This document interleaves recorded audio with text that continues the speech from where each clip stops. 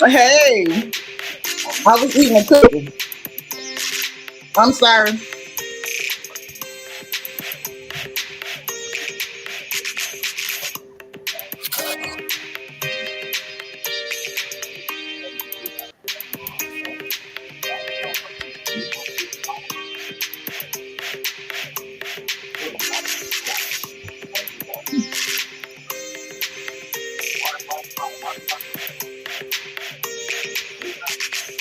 Y'all come in here, hit the like button.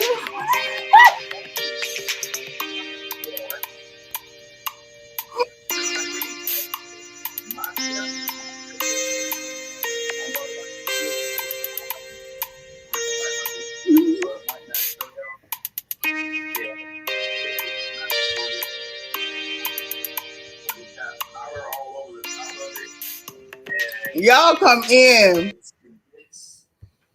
Listen, y'all don't know what I go through. It's hard being so silly that you can't stop laughing at yourself, okay?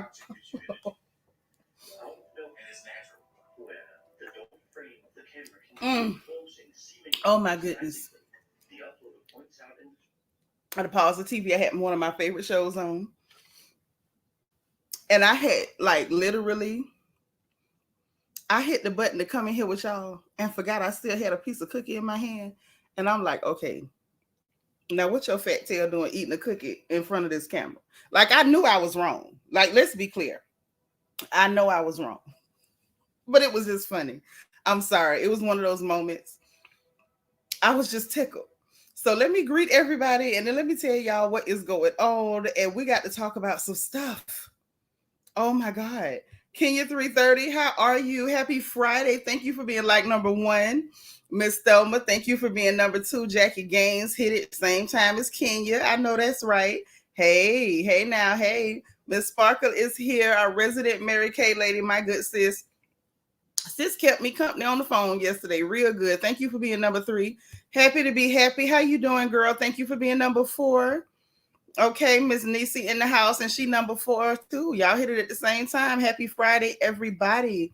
Miss Gardner is here. This is my girl, working and listening. Thank you for being number 8. Quiet Storm 87 is number 10. Thank you. Inel, we glad you're here. Thank you for being number 9. Patricia Joaquin, honey. Miss Tampa, Florida. What's going on, girl? What's happening? Good to see you. Child. Ooh, it's been a rough ride. Forever 21. Thank you for being number 15. So glad to have you. Delicia Dismug. Hey, girl. Thank you for being number 16. Happy Friday. My beautiful niece is here. I saw you call me back. Was it last night? The other night. And now I got to call you back again. We're playing phone tag. Thank you for being number 18. I love you, love you, love you. We got Diva 2. Thank you for being 18, sis. You and DV hit it at the same time. Thank you both. DS is here. I'm in trouble. When I see DS, I just get nervous. I'm nervous and I'm trembling. And she hit it at the same time. She number 18. But y'all know DS be in here clowning.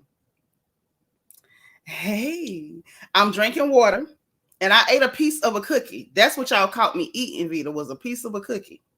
Okay. And I ate yesterday. It was late in the evening when I ate, but I did eat yesterday. And I just ate a piece of a cookie and I got my bottle of water. So I'm drinking water at least. And hey, from Denver, my sister Cheryl is here from Miami-Dade County. Happy Friday to you. Hey, D. Seratinas, thank you for being 19. Listen, these people have run amok. God's anointed daughter, how are you? Thank you for being number 20. KK, hey, you are just in time. Thank you so much for being number 28. I appreciate you. Y'all keep hitting the button, keep throwing your like number in the chat. Also your engagement button, bottom right hand side, the circle with the emojis. Send up the bubbles. You know that's how y'all help me, and I'm counting on you. Okay. Bratz doll, you hit it at the same time as KK. Thank you for being number 28. Tiffany J, how you doing? Thank you for being 30, darling. I appreciate you. I love you. Hey, Deborah Best, how you doing? From South London. Oh, I love my sisters from the UK. Y'all are, listen, I don't take enough time to do this. The girls that clock in from the UK and Tom G, because Tom, I know you one of the guys, but my girls from the UK, y'all are some of the realest, coolest, like, y'all think on, like, we be on the same level, but y'all express yourselves in such a way that I truly enjoy. I love you guys. And I know it's a huge time difference. So when y'all can come and kick it with me, it means so much. That's for Vet. That's for Akua. That is for Journey B. That is for Lil Emma. Like, all of y'all that check in from the UK, I love y'all so much and I appreciate you. Divine, thank you for being number 39. Nene Ashley, hey, gorgeous. Thank you for being number 37. LJ, what's happening? I'm so happy to see you guys. Yes, yes. Iman, how are you? From Toronto, Canada. Between you and my niece, matter of fact, let me message her, because where's she at? Where's my sister? Hold on. Hold on. Because y'all know I'm the girl that will do some stuff like that. I don't know if she busy. Okay. Just let her know we is live. I love my girls from Canada too. I appreciate y'all so much. Duke girl, what's going on? Thank you for being like number 41. Rochelle, that's my sis, y'all. Thank you for being number 38. I'm glad you're here. All right. So listen, anybody else that comes in, y'all know I'm going to beg you. Greet everyone. Make sure everyone feels welcome. Nobody feels tolerated. Y'all know that's not how we do over here. Okay. If this is your first time being live, please make sure that you put FTL in the chat, first time live or something like that. Let us know so we can welcome you personally. And y'all, please like this video. Run my numbers up. Run them up. Like the video, because that's how you help me big time. That is huge, huge, huge, huge, huge. Okay. So please like this video. Share the video in case somebody else might want to talk. Hold on.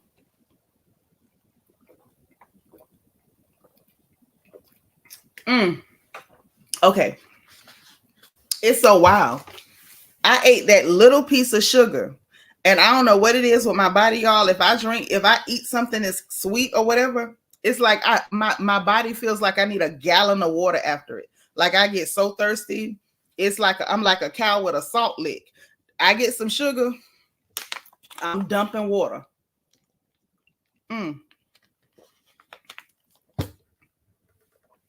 It's probably why I don't eat a lot of sweets.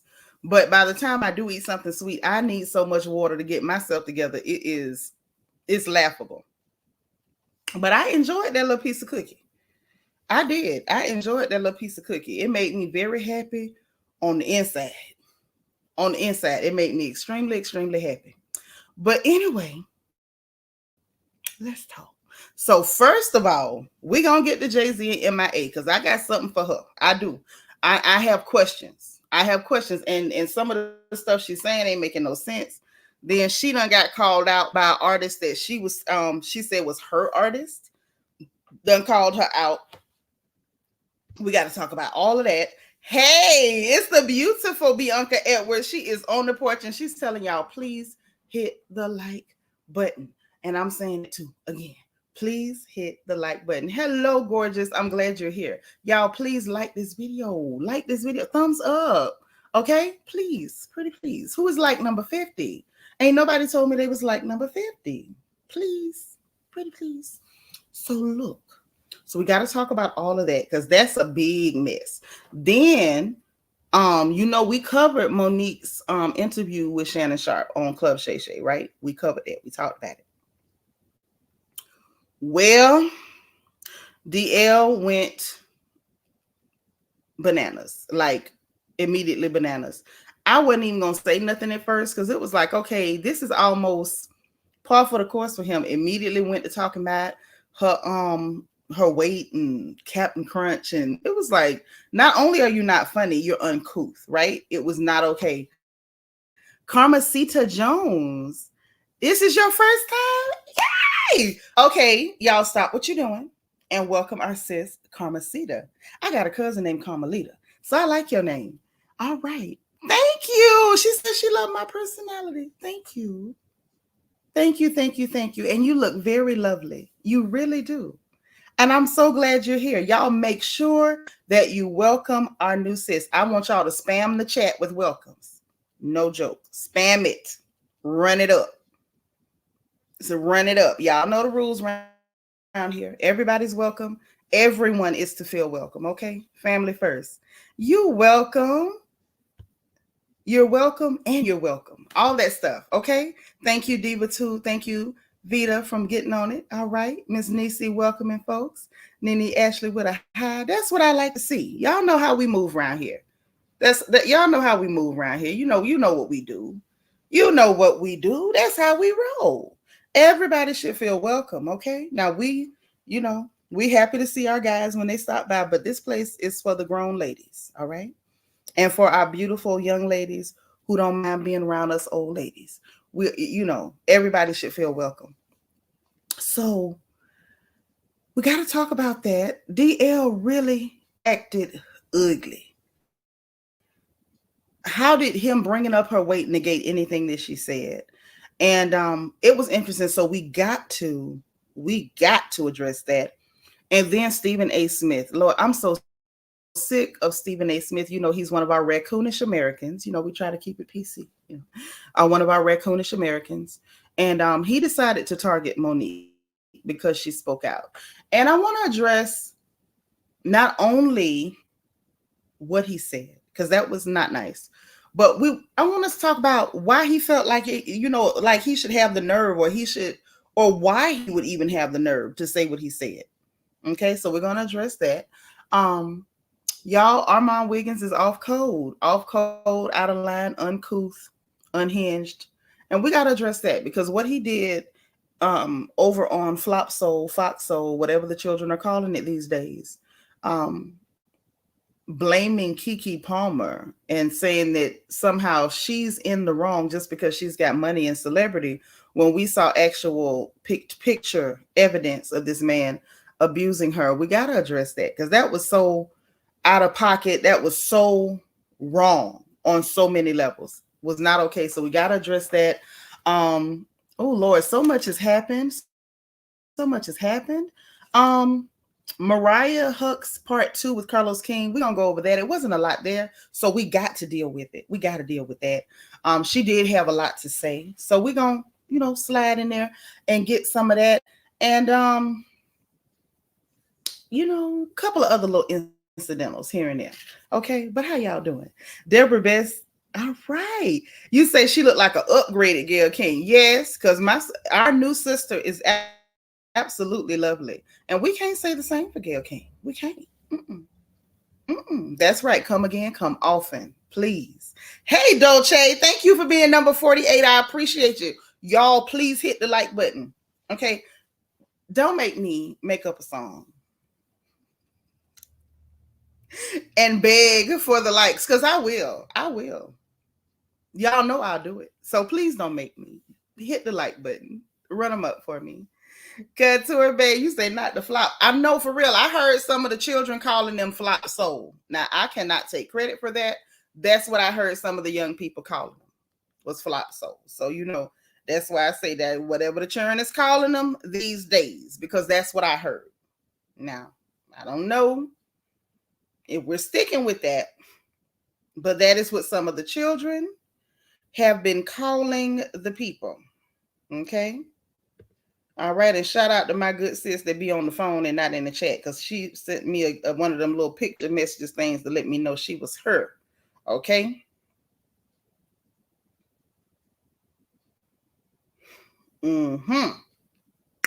So, is so much going on. Well, I guess what y'all want to talk about first? We up here to just talk. What y'all want to talk about first? Let me tell you. Why y'all letting me know in the chat what y'all want to talk about first? Because we're going to talk about, Jonathan Majors. We got to talk about Jonathan Majors too. Y'all. 2 more. And apparently they wanted to be included, I guess to be able to testify to the trial, on the trial where he ran across 3 counties. Yeah. And they had something to say too. Hey, Miss Knox, hit the like button, put your like number in the chat. Okay. You want to talk about the Bronfman family and Mia and them? Couture says she want to talk about Monique. Cheryl talking about she want me to freestyle for the likes. I got to know I can't freestyle. I ain't no freestyler. No. Only thing just come off the cuff is what just be shooting out my mouth when I'm talking. I can't freestyle no music. I'm gonna have to sit down and come up with a song. And I'm gonna come up with a song to beg for them likes. I'm gonna do it. So ain't but 2 people with opinions. Brat's doll said something first. So let's get on into Jaz-Z, MIA, and them. Well, I kind of don't want to do that one first. And y'all won't help me. I don't want to do that one first. I want to, okay, and I'm going to tell you why. One, because I'm up in the air about where to start. And ain't nobody voting. Okay, so we got 2 options. The Jaz-Z MIA story and with the Bronfmans, okay, or the Monique DL and Club Shay Shay situation. Okay, we got them 2. We got those 2, right? Give me a 1 for the MIA story. Give me a 2 for the Monique story in the chat. 1 or 2. 2 for Monique, 1 for MIA and her custody battle. 1 and 2. 1 and 2. 2 is Monique, 1 is MIA. 2 is Monique, 1 is MIA. Okay, I see a 2. Hey, my Ashley. Okay, 1, 2, 2, 2. I'm seeing more 2s than 1s. I see 1s. I'm counting. I see more 2s than 1s. Y'all hit me with the 2s. So let's do Monique. Let's get her out the way. And I kind of agree. I want to talk about both of them. If I could, I would split my mouth in half and talk about both of them at the same time on 2 screens on your screen. But I kind of wanted to get that one out of the way because that one started first. You know what I'm saying? Ashley, thank you for being like number 60. Thank you. I love you. So look, let's get into it because like I said, that's the one that started first. That was a mess first. So let's just talk. Let me see if I can share the screen because this is one of them situations, in my opinion, where I feel as though we need to share the screen.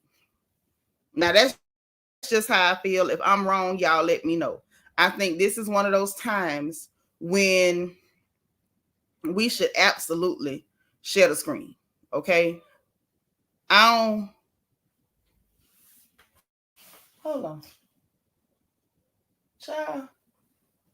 Y'all, there's some people in the street doing some funny stuff, like they driving up the street and back down the street. And I'm a typical nosy old lady. I be all in them other people business, trying to see what's going on. Oh, and we got to talk about what happened to them 2 ladies went over there to the Bahamas because them people done told y'all. And the reason we're going to talk about it is because them people is done told y'all to stay y'all behinds from over there. Okay. All right. Now, while I'm pulling this up, I'm going to talk about it at the same time. Them people done asked y'all to stay y'all hips out of certain places. They telling y'all it's a high crime advisory and all of those things. And it is serious. You need to listen, okay? Because what happened to those ladies was very, very unfortunate. It was extremely unfortunate. And, on their end, they said they didn't even hear about, and I don't know how they didn't hear about it. They said they did not hear about the advisory, the warning about going over there until 4 hours after what happened to them. All right. So in their case, they didn't, but I really want y'all to take this stuff seriously. Okay? I really want y'all to take this stuff seriously because I don't want to see you on the news. I don't want to hear that nothing bad or crazy happened to you. Please take it serious. Okay? Please. Rachel Hinton. Hello, lovely. Welcome. Is this your first time? I'm trying to see if I remember your face. I don't know if I do. It's your first time. Welcome. If not, then welcome back. It's my princess with the puppy. Thank you for being like number 62. I appreciate you. Yes, please tell them to hit the like button. Run it up. Miss Nisi says, so we plan the girls trip from the Bahamas. I guess we'll find somewhere else to go. Please do. Please do. I'm going to tell y'all real quick. I got everything queued up. So we're going to get right into this Monique story. But this is just a quick warning. Y'all know I will throw a FNN special update real fast anytime I need to. Okay. These two, they were clear ladies. I want to say they were from Kentucky. This just happened. It's all on your blogs, your news, everywhere. They ended up taking a cruise to the Bahamas. This is something y'all like to do. Oh, I'm gonna have to get that and I'll read it before I go about the listeria. Okay, I'll double check it. Let me make a note to myself to pull up the story on the listeria. Thank you. That's what I'm talking about. Make sure we know what's going on because I don't want y'all getting sick, getting hurt, or anything like that. Please like this video. Yes, they said Jamaica, Bahamas, and Colombia. Colombia. Be careful. Okay? Be careful. That's all right. We know you working, girl. You getting your money. Okay? I love it. Hey, Michelle Cochran, thank you for being 64. Eb Watt, thank you for being 65. Rachel Hinton, this is your first time live. Welcome, y'all. Welcome Rachel in the chat. Spam her with welcomes. Okay. Thank you. Thank you. Thank you. I will get it online. I will get the list. Oh, you mean about this right here? Yes, they told y'all. So anyway, these two ladies were in the Bahamas. They said that it was a member of the staff, I guess, at the resort or what have you. They said they ordered drinks. They were drugged. Somebody put something into their drinks. The lady said she started to feel it like way too much. She knew something was wrong. She blacked out. She said she had flashes of, I guess, coming to and going back out. The man was on top of her. I do not have to be graphic. She caught glimpses of his face. These two ladies were drugged and then assaulted. They didn't hear about the warning until 4 hours after they got back. Okay? So I said that to say this. I see a lot of times with our people, we don't take anything serious. Even with the warning and stuff, I saw people joking online. It is not a joking matter. Please protect your health. Please protect your safety. Hey, Lolly Loud, happy Friday. Hit the like button. It's my beautiful sister, Lily, the red lipstick hustler. Yes, y'all support my sis. She has a channel here. She has her Instagram, and she has written, I want to say, is it 3 books, Lily? I believe it's 3. Please correct me if I'm wrong. Support my sister. And she has a lipstick line. And I don't normally wear red because my lips ain't really small. But the red that my sister got, it look good. It do. So y'all support her. But y'all be careful. I see people joking. Yep. Columbia too. And saying things like, oh, I'm still going, and Boosie posting stuff. Oh, I'm still going and whatever. Let them go. Okay, thank you for the correction, sis. My sister has written 4 books. 4.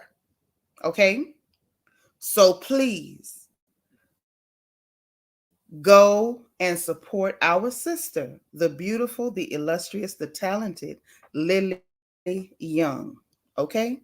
If you don't know about her, ask about her. All right? C. Mays is in the house. Thank you for being number 71, sis. I appreciate you.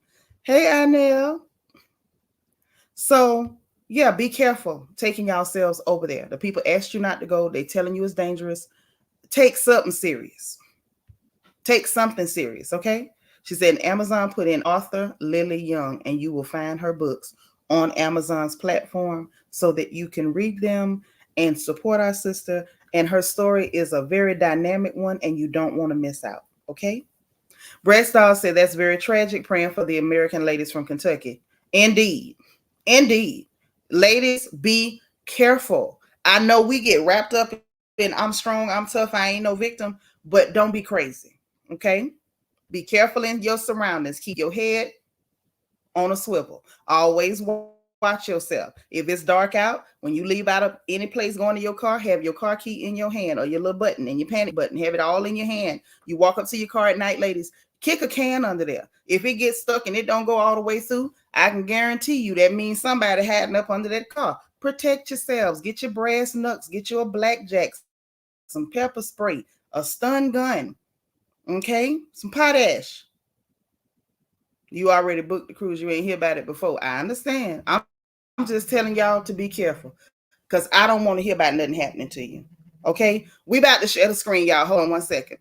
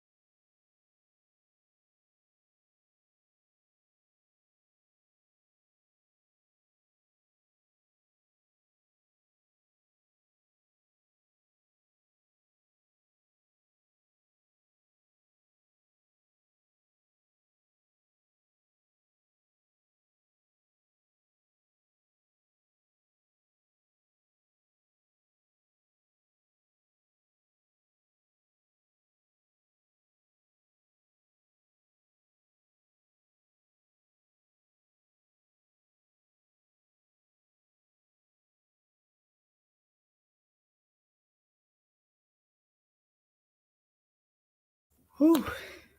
All right, y'all, let's share the screen. I just had some good news. Hey, Christina with the T, thank you for being like number 76. Okay, so look, let's share the screen. Hey, cool gamer. Always, I love my cool gamer now. Okay, so look. We finna share the screen. We finna share the screen. Let's go. Now, some of this stuff that DL had to say was very unpleasant. I will warn y'all ahead of time, okay? Ahead of time, I warn you. Hey, Jen, how are you? Welcome now. Welcome. Okay, so let me do this. I have to hit the... Okay, here it is.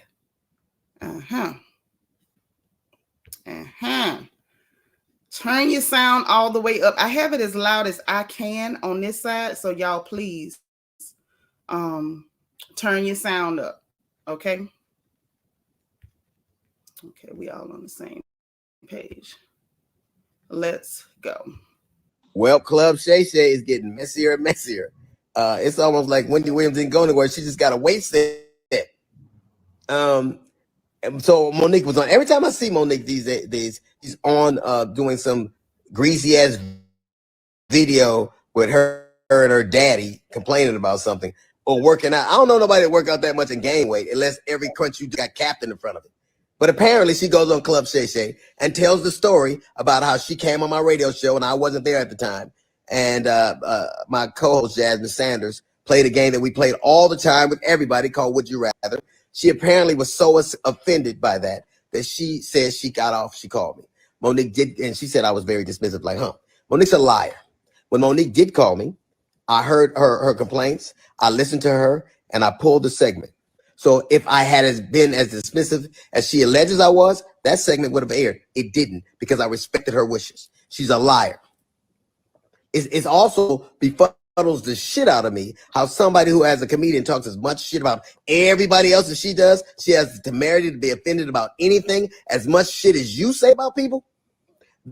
Then she encouraged everybody, allegedly it stems from the fact that I used to always talk shit about her on video after video, and she encouraged her sweet babies to look at the video and find them. Do that. Do exactly what she says. And you know what you're not going to find? You're not going to find any evidence of that, because Monique is a fucking liar. She's lying about that.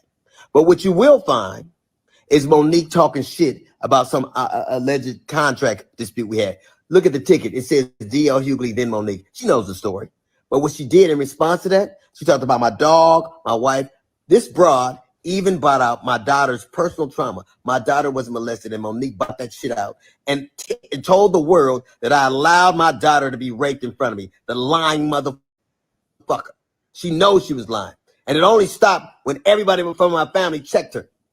It's interesting. You know what else you won't see Monique doing? You won't ever see her with her family, videos with her children or grandchildren, because nobody fucks with me. How do you have sweet babies when your own babies don't fuck with you? How do you love us for real when there's no evidence of anybody loving you for real, except your daddy, who you apparently have to pay? And FYI, daughters are paid for by daddies, not daddies who get paid by their daughter. You know what else you won't see Monique doing? Telling jokes. Monique, if she'd have spent as much time actually writing jokes and writing her Netflix special as she did complaining about not having one, it wouldn't have been trash. It got the worst reviews of any Netflix special in history, because that's what Monique does. She complains and she has grievances. You never see her being a human being. You never see her being sweet and warm to people, except when she's using it to butter somebody up to get something. There's a reason why everywhere she goes, shit starts. Everywhere she goes. How is it that nobody fucks with you, not even your family? How do you, or I was on the road getting it. I get it every goddamn week. Look at my schedule versus yours. See how much I'm going. And I still manage to have a relationship that I cherish with children. Can you say the same? You can't. Because all you do is talk about your grievances and who did you wrong. There's a reason you're by yourself. There's a reason you got to pay a man to love you. It's sad. There's an old adage that says you can't buy love. It's a shame, Monique, that you probably always will have to. Well, Club Shay Shay is getting messier and messier. So y'all see what he had to say. He really, I feel like DL could have said all that without some of that he put on it. He put a lot on it. He put a hell of a lot on it. But hold on. So let's get into Monique and her response with her husband. Okay. Now she announced she was going on tour with Cat Williams, and I said, okay, well that's nice. I thought I could just slide up to it. I guess I can. I believe I can. Definitely not going to play that segment of Oprah interviewing her abuser, because that was really creepy. Let's go here. Here we go. Foremost, our brother, DL Hughley. And we are firm believers on what is right and what is wrong is wrong. Yes. So we got to start off by saying there was an inaccuracy as it regards Monique saying that there was a cease and desist that was given to DL to shut it down. Mm-hmm. What it takes to be accurate was after Monique spoke to Brother DL on that conversation, Brother DL said, what? Well, after we spoke on that conversation, when we hung up that phone, the last thing he said was, it is what it is. And I said, DL, then we're going to have to get our attorney involved. That's the last thing me and DL Hughley said on that conversation. And after having that conversation with Monique, we went foremost, our brother, DL Hughley. And we are firm believers on what is right and what is wrong is wrong. Yes. So we got to start off by saying there was an inaccuracy as it regards Monique saying that there was a cease and desist that was given to DL to shut it down. Mm-hmm. What had taken place to be accurate was after Monique spoke to Brother DL on that conversation, Brother DL said, what? Well, after we spoke on that conversation, when we hung up that phone, okay, we got thing he that. said was, it is what it is. Our attorney involved, Attorney Anderson. At the time, there were some emails that were transferred back and forth between his side and our side, and it escalated to a point when we had our attorney on the email, whereby then finally DL said that he would scratch the interview. Yes. So it was inaccurate that a cease and desist had to be given. However, that was the next step, and that's what Monique remembered, because when I discussed it with her, we said that would be the next step. But to DL's credit, at that moment, when it had escalated, that's when he decided to shut it down. However, that is a bit different from how it seemed to have been communicated, whereby on the phone, they were having a conversation and it was kumbaya, though he never used those words, kumbaya. Mm-hmm. It did not. Our attorney involved, hold on, Attorney Anderson, at the time, in with her being under the impression that this was going to be resolved and shut down. So we wanted to make that clear out of love and respect for DL. And despite all the commentary that he gave, with all the crunches she be doing, the captain's in the front. I do. And I do. Tell her. I'm a sneak snacker, baby. And she doesn't sneak when she snacks. Okay. Hey. But nonetheless, we wanted to be clear because hail my days. At the end of the day, we Black folks in this world of entertainment. And there was a level of harshness in his return that seemed a little bit exaggerated for the moment.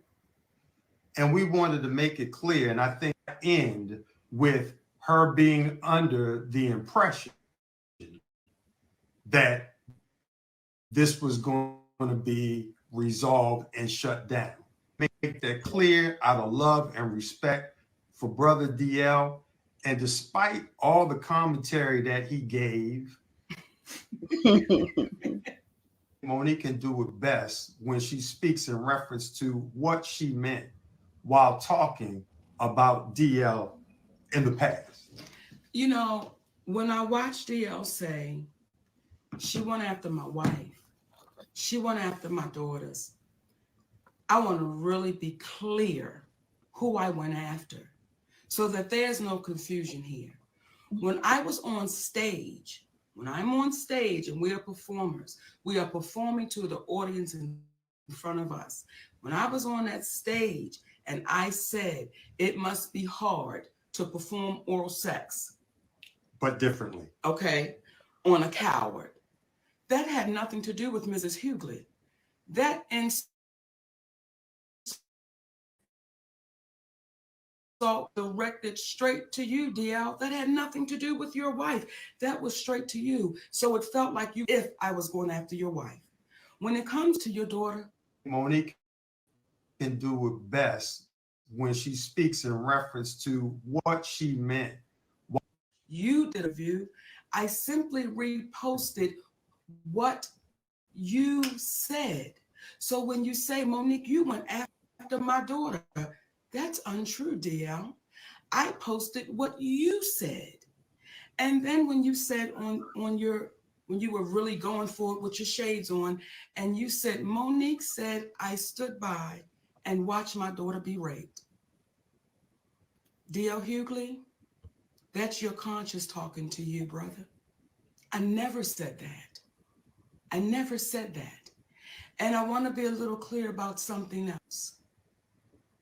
Never would I try to do anything to harm any of your babies, because we got babies too. So never would I try to do anything to harm your children. However, what I was saying to your daughter and to the other, you did a post about, you did an interview about. I didn't do that interview. I simply To the other daughters out there, I know what it's like for your daddy to know you've been touched and he not protect you, because my daddy did the same thing. That's what that whole point was. But I was showing why I would call you a coward, brother. I don't think it's brave that you didn't protect your baby.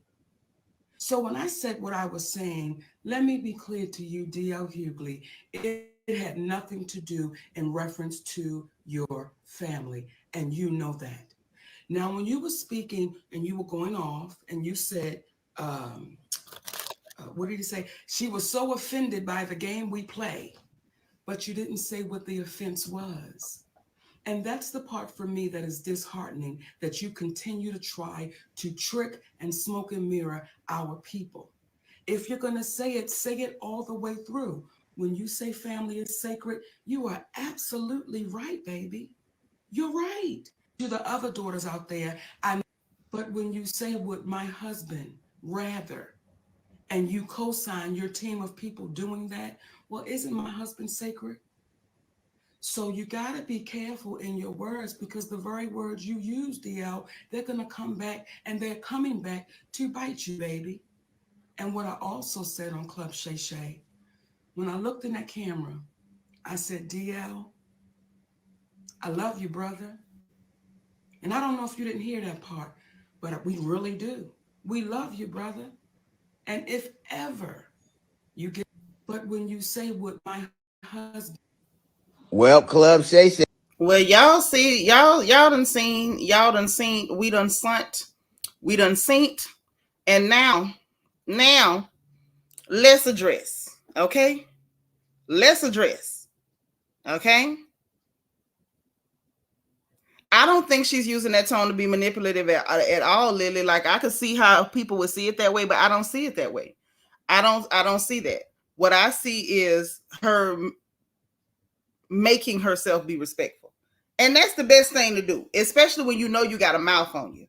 Hey, Cheryl, how you doing? Because I have to do that. So I'm not going to knock her for it. I understand what that is. That's a way of reminding yourself who you're talking to. Sometimes you have to remind yourself who you're talking to. And the reason you have to do that is because if we mess around, those of us with mouthpieces, if we don't remind ourselves who we're talking to and how we're supposed to regard you, you don't want to know what'll come out our mouths. Y'all don't even want to imagine what'll come out our mouths. So I understand. He did respond again. I get it. Sometimes it's sister, darling, sugar dumpling to remind me this is somebody you're supposed to love. So watch your mouth. Because sometimes those of us with mouthpieces, if we don't remember who we talking to, we will talk to you like you a hoe on the corner. And that ain't how we supposed to talk to folks when you actually love them. You're supposed to remind yourself. So I'm not knocking her for that. I don't have an issue with that at all. Let me be honest. I don't have an issue with nothing she said. Not on Club Shay Shay, not up there sitting next to her husband. I don't. And I have been very clear about the fact that I'm not a Monique fan. Never really did Monique for a lot of reasons. I don't really like self-deprecating humor. And I felt like when she first became extremely popular, a lot of her humor was very self-deprecating, calling herself a fat bee and all that. Like, I didn't really like it. I didn't. And it wasn't nothing personal. It wasn't nothing like, oh, I can't stand her, this, whatever, yada, yada, yada. I just never dug that because I'm not that type of girl. I don't believe in self-deprecation. I'm honest about myself, but you're not going to ever see me sitting up just taking jabs and shots and digs at me. That, I got enough people taking shots at me. I'm not taking any. Hey, Vet, another one of my girls from the UK. How you doing? How is the weather in Birmingham this evening? Okay, you said you very soft-spoken, and you know what? I envy ladies who are soft-spoken because that's never been my story. I ain't never.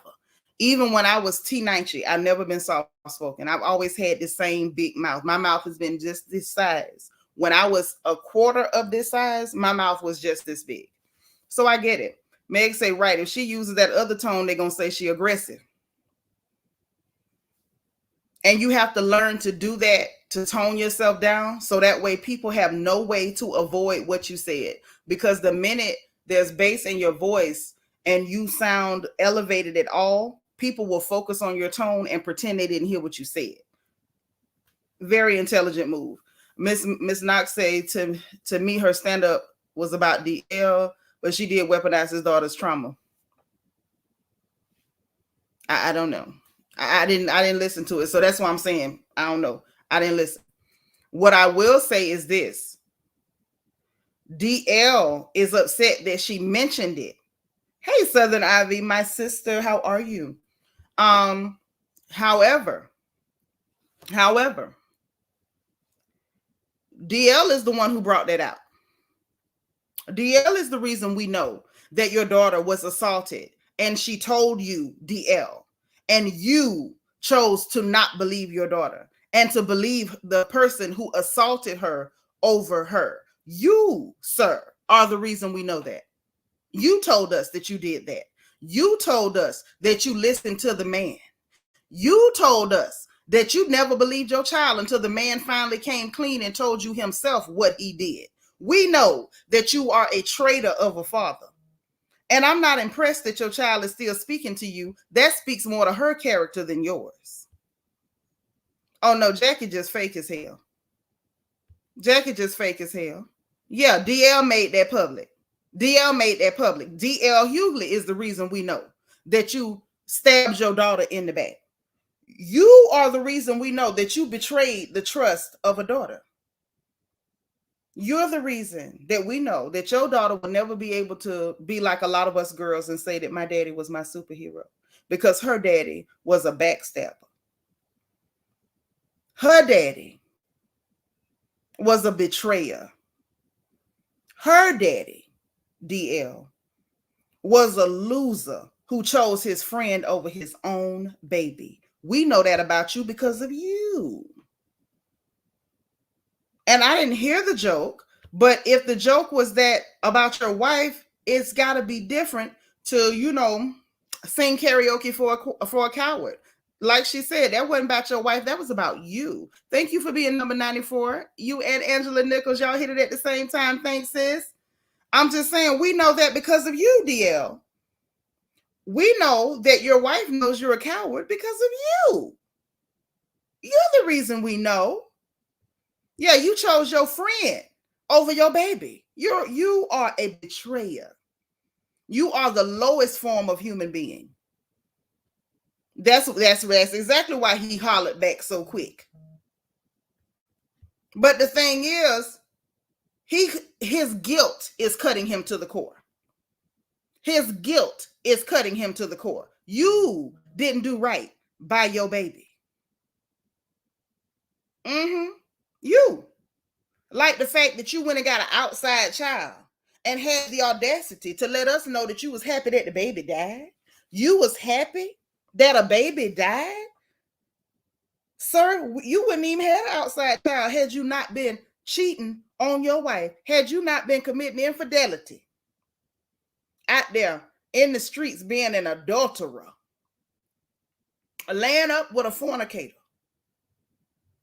with Jezebel's first cousin, in the street, hunching like a gyp dog. If you hadn't been out there rutting like a pig, grunting and sweating,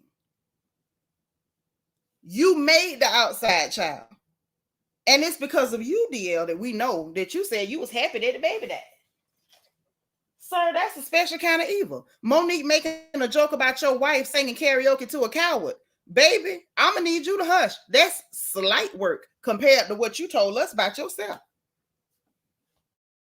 And guess what else? Couldn't nobody made a joke about it if you hadn't let us know that you were that much of a scumbag, sir. You are the bottom of the barrel. And because she got one child that she has an issue with, you say, don't know, none of your children don't love you. That don't, one child don't make none of the children. And then for you to say that the rest of her family don't mess with her after this lady was sexually assaulted by her brother and her mama and daddy behaved the same way that you behaved with your child, DL, that's not the flex you thought it was, sugar. So you don't just support abusers against your child, you support abusers against everybody. Everybody, DL. Anything you want to tell us, sugar? Anything at all. Anything you want to tell us. We ain't gonna tell nobody else. We ain't gonna tell nobody else. I ain't. Y'all gonna tell? Because I'm not. Akua says, I'm very soft-spoken and direct when I'm angry, like Monique just did, because it's bad if I go off. Now, by the time we get to going off and telling the truth, everybody want to cry. When we talk soft, why she talking like that? You better be happy. Take it how we give it to you now, because it can go another way. Iman said, this how he talked to women. I can only imagine what he say to his wife. All I can say is I really hope she ain't singing karaoke to that coward. Legina say, I don't like DL talking about his ladies, the ladies man, like he not right there. Yeah, and I'm like, I don't speak on that lady marriage. I don't, like I told y'all when we reviewed that interview on Club Shay Shay, I cannot understand their dynamic, but it's not for me to understand. I respect it. If it works for her, if that's a good, healthy place for her to be, I respect it. Michelle said, I have no respect for the wife. She stayed with him. Thank you. Thank you. Because if one of mine tell me they got a hangnail, I need to know who did it. I need to know who did it. Point me to the person who did it. Show me. Hit dogs holler. Yes, a hit dog will holler every time. Every time. He's a nasty piece of work. He did respond again and say a bunch of other ugly stuff. I don't feel like as ladies we need to listen and take in all that venom and bile and poison. Yeah, he ain't addressed his guilt. Go get therapy. You betrayed your child. She came to you. You were supposed to be her hero. You took sides with a man over your own baby. It's a special kind of piece of dirt that will take sides with a man over their own baby. Oh, yes. There's a special place in hell for a mother or a father that will take sides with a piece of dirt over their own baby. Go deal with your guilt.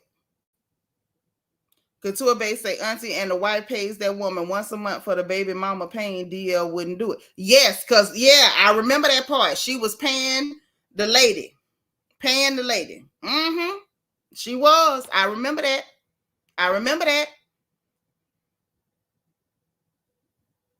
Right, Forever 21?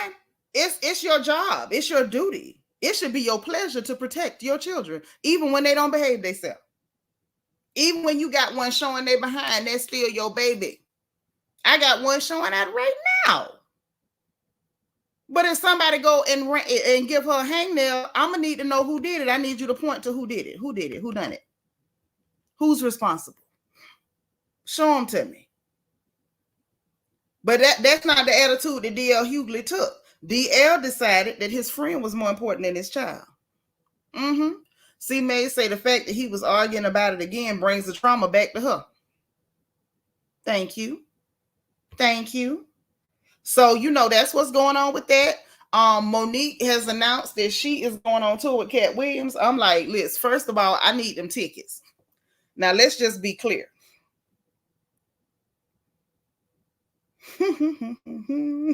My sister on the phone clocked me because I almost said something. Y'all ain't catch it. She caught it. And she told me, I think I'm as slick. And I do, because I caught myself. I ain't say what I wanted to say. I caught myself. Sure did. Hey, Monique C. How you doing, lovely? Thank you for being like number 100. Thank you. So, it was very, very interesting.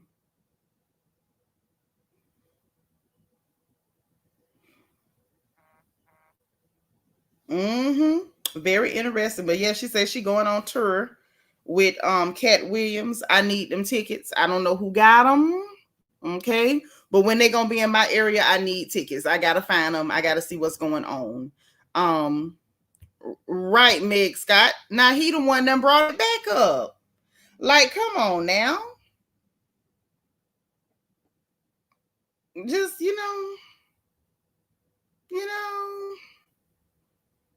So, you know, like I said, we'll see what happens.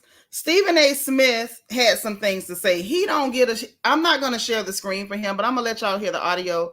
Y'all know Stephen A. Smith, another one of them super raccoonish Americans. You know, I'm gonna keep it cute, but I'm gonna let y'all hear what he had to say about Monique, and then we're gonna talk about how we feel about that. Okay, Couture Bay say, how you have smoke for a woman, but not for the man who harmed your kids?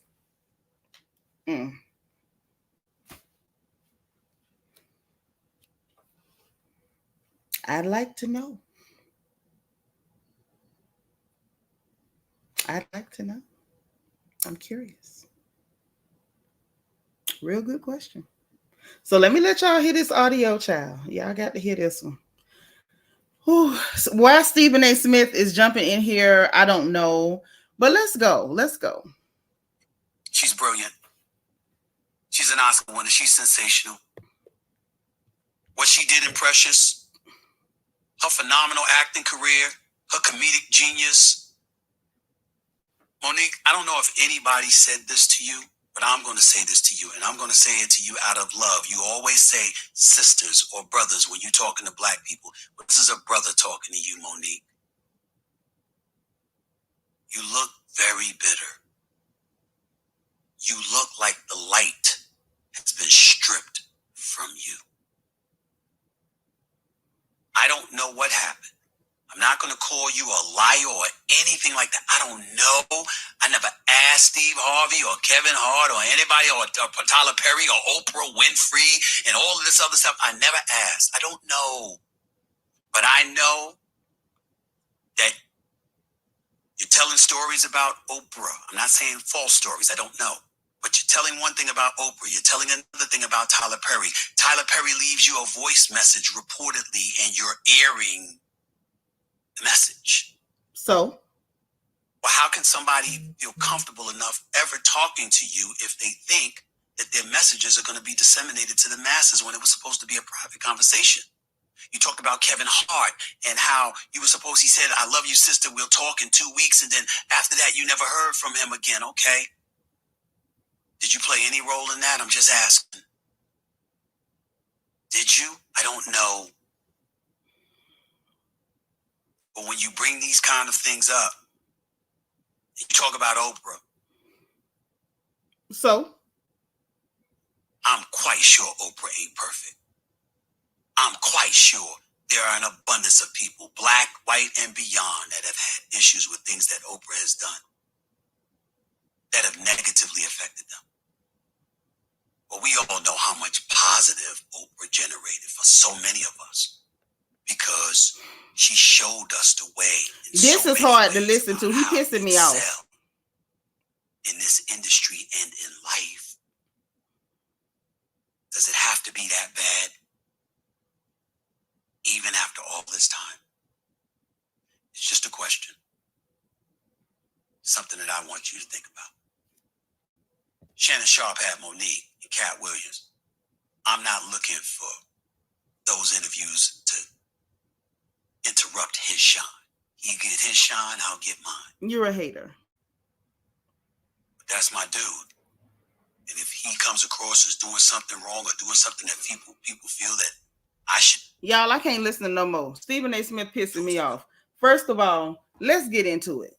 You talked about Oprah. Who she be, Seth? Who Oprah be that nobody can talk about her? Oh, because of the positive that she's done. First of all, what the hell do you mean? Does it have to be that bad? This girl brought on the man who sexually assaulted this woman and her family that she's estranged with after knowing the backstory and this girl sharing personal stuff with her on the sister-to-sister moment. Oh, yes, that is that bad. That is that bad. And what the hell do you mean you bringing this stuff up? I'm not saying it's false. So you mean to tell me, Stephen A., I'm so easy to draw Smith, that if a woman talks about what happened to her, she's bitter? Why didn't you call Cat Williams bitter for telling the truth? So clearly you feel like it's acceptable when a woman talks about what happened to her, she's bitter. Tyler Perry told a lie on this girl, cost her money for about 12 years. She went from making $2 to $3 million a year to making nothing. Because of a lie that this Negro told. But if she mentions it, so wait a minute, hold up, wait a minute.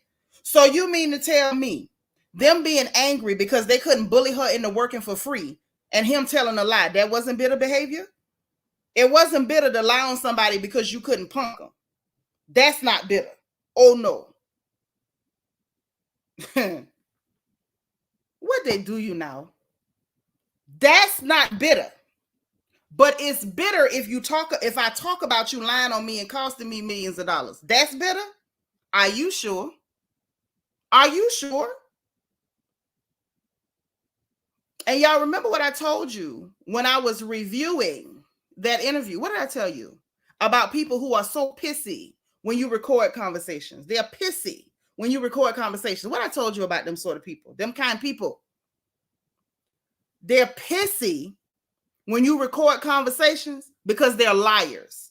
A liar is always pissed when it's proof. Talking about why would you air it? Why the hell wouldn't she? This Negro lied. Hell, if you lied on me and cost me close to $30 million, I'm recording everything you say for the duration. Forever. You know go talk again that you won't be recorded. Nonsense. Nonsense. So you bringing it up. She was talking about you airing it for the masses. Air it for your mammy. And your grandmammy too. What the hell is you talking about? Of course it's going to be aired. You are a liar. Big one. You look bitter. You look desperate. You look strange. Your hairline is looking the other way. Now what?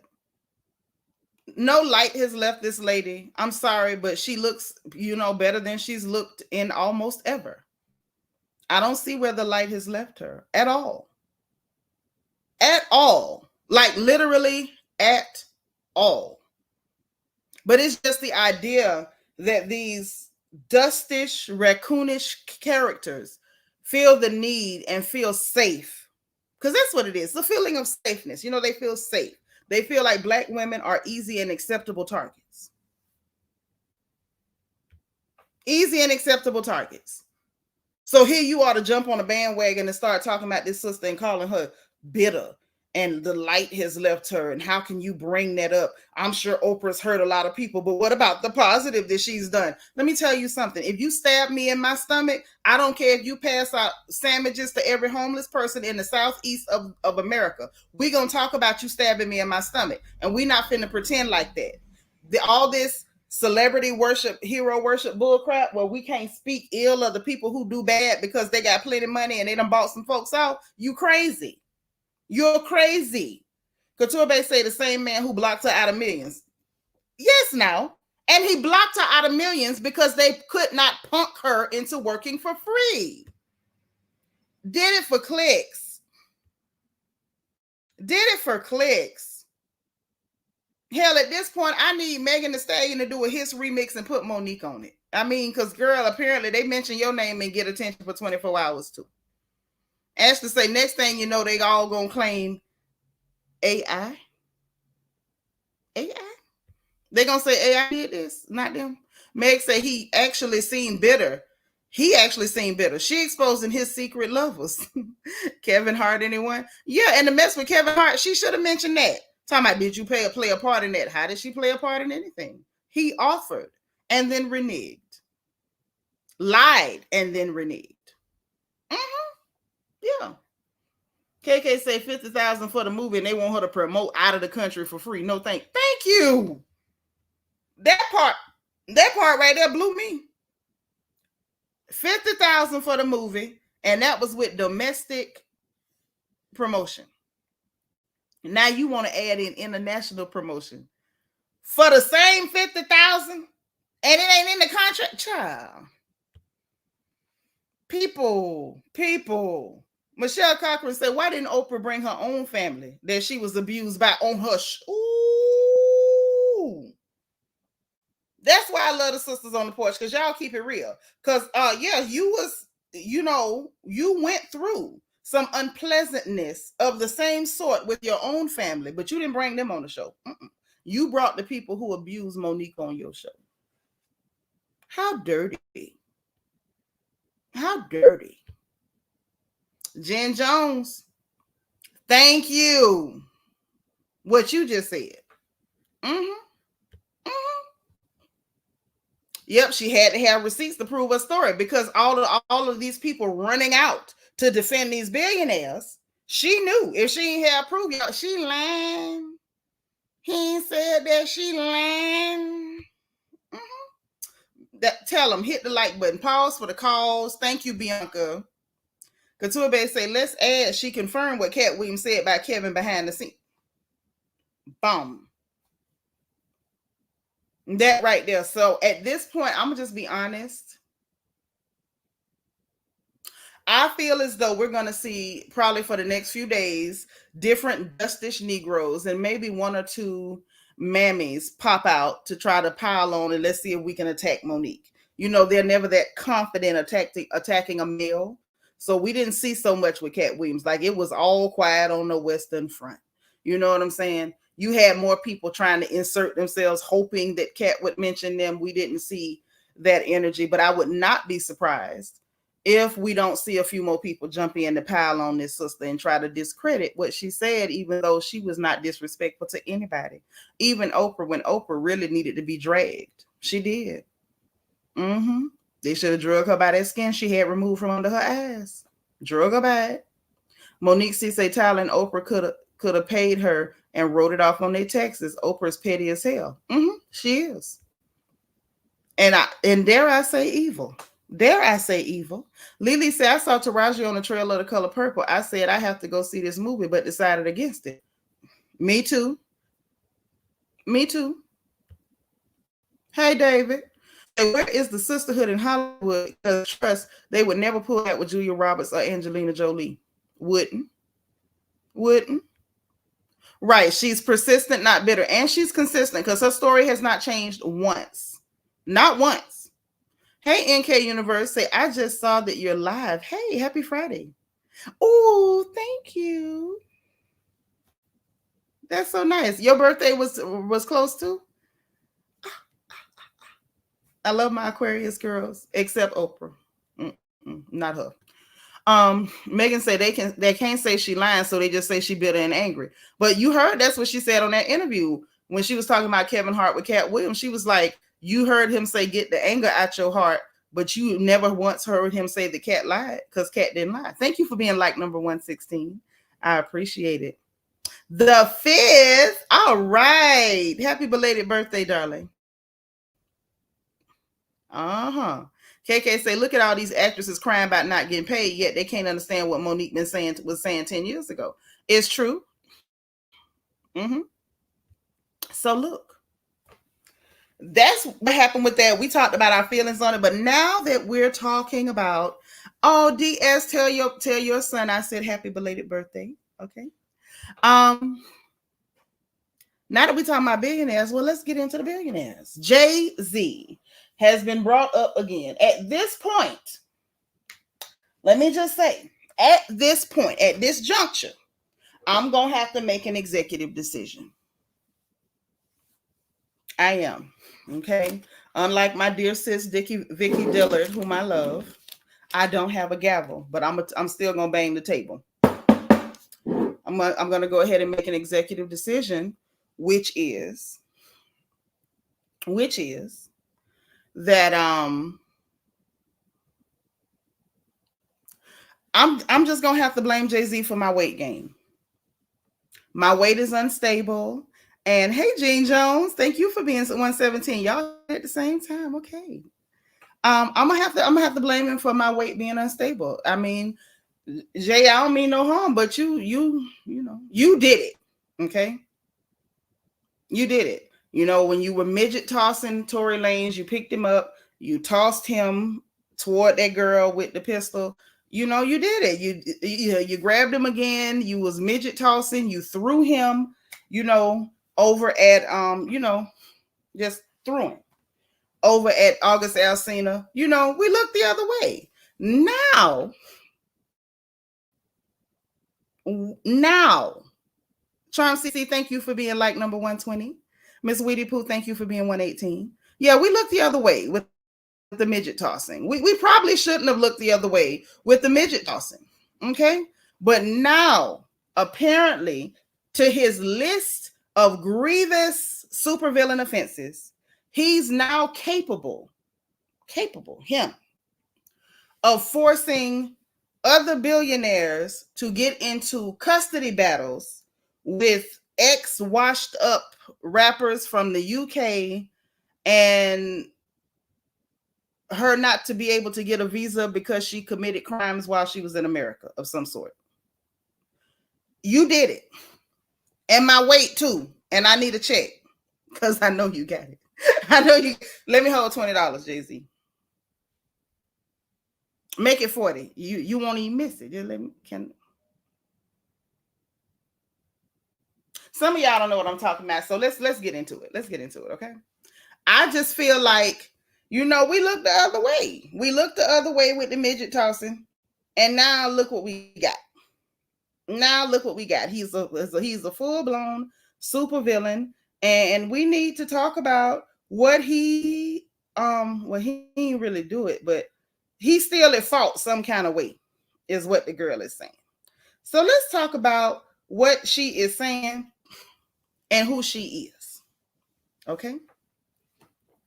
Let's talk about it. Quiet Storm says, since we blaming Jaz-Z for everything, it's his fault my hair ain't been combed. It's his fault my scalp ain't been greased. I was going to do it, but Jaz-Z, you know, it was Jaz-Z.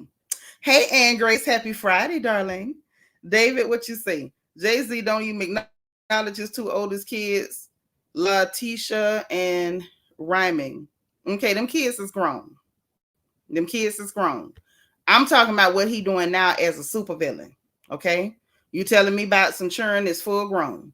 I'm talking about the fact that he is currently a Batman supervillain. Okay. MIA was a bona fide crackhead, but yes, it is his fault. He's the reason she bought the crack. Now, we got to get into this thing. Let me have this.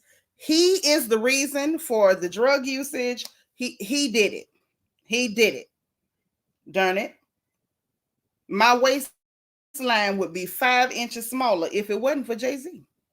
Yeah. That's right. Uh-oh. Let me send a heart back. Miss Gardner sent me a cash app and said, happy Friday. Thanks, sis. And then, oh, y'all got to see this. I'm sorry. This is so pretty. Hold on. I didn't know they could do that on Cash App. My sister sent me a personalized thing that said, love you, sis. Oh,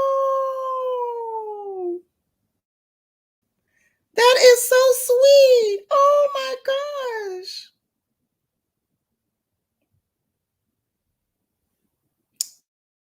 Thank you so much. That is so sweet. Thank you. That is so sweet. All right. So look, we got to talk about what he did. Let's talk about what he did. Okay. And Grace, I'm exhausted coming from some mental health relief and a good laugh. Well, you in the right place because this has gotten out of hand. Couture Bay said, let me add, the son begged to be with his father, and once he got with a black woman, now he's the Antichrist. He's all of those things. All of them. All of the things. I just find it like hilarious, like nobody noticed that he was a supervillain. He was doing all these things. He robbed Gotham City Bank. He did all of them. C May say, I need everyone in the chat to tell their bosses it's Rock Nation's fault why you couldn't get to work on time. All of it. He did it all. So this is what MIA had to say. Now y'all should remember her. She was the Indian lady. I think she's Indian by ethnicity. If I'm wrong, y'all tell me. Indian, Pakistani, she's non-black. He's the reason Roberto's scared of soap and water. Something.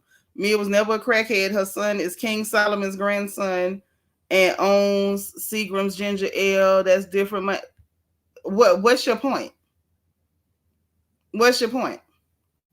How the hell could he be King Solomon's grandson? Do you know how long Solomon been dead? Like literally, we talking about thousands of years. If she was hunching Solomon's son, don't make me laugh. Talking about she digging up dead men and hopping on top. Don't do that to me. Don't make me laugh. There, I'm in no condition for such laughs. I'm not. She's Sri Lankan. Okay, I knew she was non-black. I was trying to figure out which way it was. Okay, and see, yes, Jaz-Z is the Joker. The Joker. Ashley said she's a hoarder and a crackhead. I said what I said. Okay. And David, this ain't nothing on you, but you claiming that the man is King Solomon's grandson is hilarious. The Bronfmans or whatever. We do know that they are billionaires and they are very old money. And I know that he is who is keeping her child away from her, but in MIA's mind, Jay-Z did it. He just becoming a billionaire. So I don't know how he is manipulating the ultra rich elite. What the hell he was supposed to do, I don't know. But let's talk about who she is. Look, y'all say she's Sri Lankan. Okay, that was little Miss I Fly Like Paper, Get High Like Planes. You know the little song. It was all right. I used to listen to it in the gym on the treadmill. It was good in there. You know what I'm saying? And and so Miss Thing has gone crazy, but that's Jay-Z's fault too. Couture Bay says she was happy to have a baby with a billionaire, Miss Anti-Capitalist, yet refused to ensure her son had education. Now she's blaming everyone for her failures. But it's Jay-Z's fault now. Oh my days says she married to the brother of Claire Bronfman, who was sent to prison over that blank blank and the blank blank cult. Yes. I know about the Bronfmans. They got money. They don't have money. They got money. Okay. They got more money than Jay-Z. Like, let's be clear.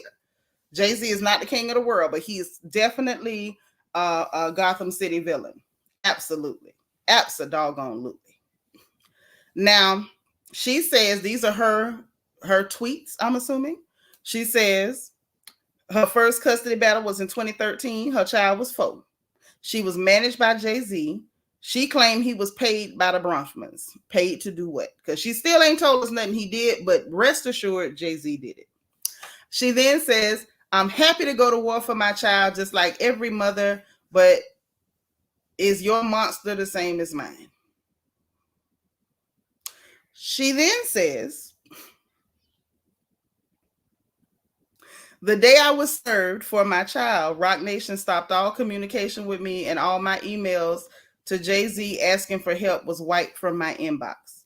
My was broken. I don't know. Maybe I believe she said, I believe she's trying to say that her place was broken into, but she said my was broken into and every lap was taken. I'm assuming laptop.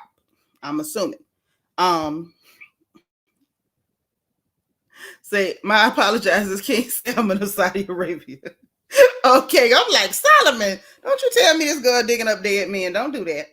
And MIA is a kid with the oldest son. Yes, Jay-Z moves drugs with him, but we do not know that. So don't make accusations. I don't think Jay-Z is moving drugs anymore. I think Jay-Z has moved on from the drug business. The drug business is not as lucrative as it used to be. Okay? Why do you think all the dope dealers are preaching now? The drugs don't pay like they used to. Okay? That game is over. Let it go. She then says that they took every laptop and said I was trapped in Brooklyn on order from the court. Jay-Z now owns the courts. Okay, he did it. Remember that. On order served that restricted me leaving Brooklyn for 15 years. Okay. She claims, I don't know why we needed to know this, but Mia, MIA, says that Couture Bay says she don't care about the son. She want the ex's money. Well, ask him for some. People that got that kind of money usually give you some money. Just ask them. Right. He's still a black man in America. But Couture Bay, remember, Jay-Z did it. Jay-Z did it. Don't forget that. She let us know in her tweets, I had sex once in Texas. This is what she said. I don't know why. I wish my fight for my child was just with a random dad and not the entire cesspool of U.S. government and all global banking institutions. Dang, you got a baby with the U.S. government and the banking institutions? And now Israel's war and military industrial complex and a bunch of pedos. You had a baby with all of them? Hey, this girl is entertaining. Don't y'all miss out on this.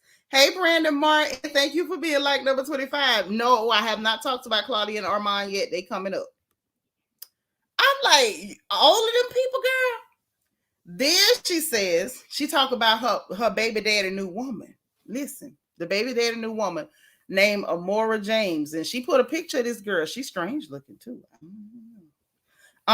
She said, Amora James vaccinated my child without my permission. They manipulated my child by lying. The baby can't spell lying? Okay. By lying to a 12-year-old, pretending to be his mom of cause it if it's what? Okay, she's trying to say, of course. I'm sorry. Of course, if it's not your own child, you don't care how you can psychologically damage a child with mental games. She Beyonce and Solange friend. I'm not sure how that helps us, but okay, MIA, honey. Okay, Jay-Z did it. She then goes on to say, I sacrificed my career for my child.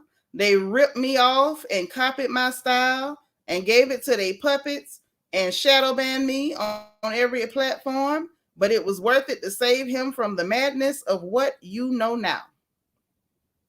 Okay. Now, that was a lot. That was a lot. I'm not sure what Jay-Z was supposed to do to help her with the custody battle. This is not clear. This is not clear. To me. I'm looking, but she said he did it. Now, where she said she sacrificed her career for her child. Apparently, at one point, she was signing artists, okay? And she signed an artist by the name of Rai Rai. I believe that's how you say the girl name. And Rai Rai, just to bring it back to y'all, that's the same young lady over there out of Baltimore, be doing the little dancing and stuff. She's real energetic, cute little teenager thing. Just be dancing her little hips off. Well, when she was a teenager, apparently MIA signed her. Rai Rai. Rai Rai quote tweeted the tweet that MIA tweeted about sacrificing her career for her child. Okay? Rai Rai quote tweeted and said, but wanted me to sacrifice my kid for my career. You was calling me while I'm dealing with my child father being shot up in a bed, trying to get me to get an abortion at 6 months, and your husband that you calling out for taking your child was calling for you as well. I said, oh, wait a minute. Wait a minute. So you was trying to tell a young girl in her teens to go get rid of a baby for a career? Like okay, well, that didn't age well. Now, Rai Rai has since come back and said that, the Barbs started attacking her on Twitter because the Barbs apparently for right now don't like Jay-Z. I'm assuming it's because Onika Mirage, y'all call her Nikki, blamed Rock Nation. Everybody blamed Rock Nation. So they're upset because Onika blamed Rock Nation. So when MIA said something about Rock Nation, for Rai Rai to then point out what MIA did to her, she said she was immediately attacked by the Barbs. and started calling her names and whatever online. So it has been messy. It has been very, very messy. And I don't understand exactly what MIA wanted Jay-Z to do. She said she asked him for help. What kind of help could he give you? With a custody battle with somebody who got more money than him. This is old money, big money. This big bucks, no whammy. So I'm not sure exactly what you wanted him to do. Like, can we be honest about a few things here? Compared to the Bronfmans, Jay-Z may as well be working a 9-to-5 job. He ain't got money like them people. Wait, what? I'm just asking. Like, that's like saying, Seanitra, you didn't do nothing. What the hell was I supposed to do? Couture Bay say she mad that black woman is living the life she had. Ooh, I didn't think about it from that aspect, because y'all know MIA don't like black folks. She like to use black people, but she feel like black folks is supposed to, be her saviors. Maybe that's why she's so upset, because she thought black people were supposed to be her saviors. My David says, when you have diplomatic immunity, you can move anything in private planes, like Jay-Z does. Beyonce ain't want to do the show in Saudi Arabia. That was a favor Jay-Z owed King Sam. Child, don't come in here with them conspiracy theories. Where's your proof? Where is your proof? You can't just accuse people of stuff. Let me tell you something. That's how y'all get them lawsuits. And let me tell you something else. That's why your sis over here don't never have no lawsuits. I don't lie on people. I don't make up stories. I don't repeat stuff that sound inflammatory. Ashley say, mind you, she 48 behaving like this. Too grown for these reindeer games. Yes, it's everybody's fault. Yes, she chose that man. You had a baby with that man, talking about you wish it was a random. Well, girl, that's your tootie pop. Why you didn't go hunching random? You was hunching on that money, but you didn't think about when the money flipped round, it wasn't gonna be nothing you could do. Okay. The son said he don't want to live with her. She unstable. Well, then let him go. As mothers, you have to know. Listen, and that's for me too. I had to learn when children get to a certain age, or they feel like, for whatever reason, you have given them all you can give them and they want to be somewhere else, allow them to be somewhere else. Don't hold on to no child that don't want to be held on to. Let that baby go. Maybe his daddy can do something for him that you can't. He is a boy child, right? So allow that boy to be with his daddy. Why is you doing all this? I don't get it. But we finna get into a little bit of MIA's problematic history of feeling like black folk owe her something. Yeah.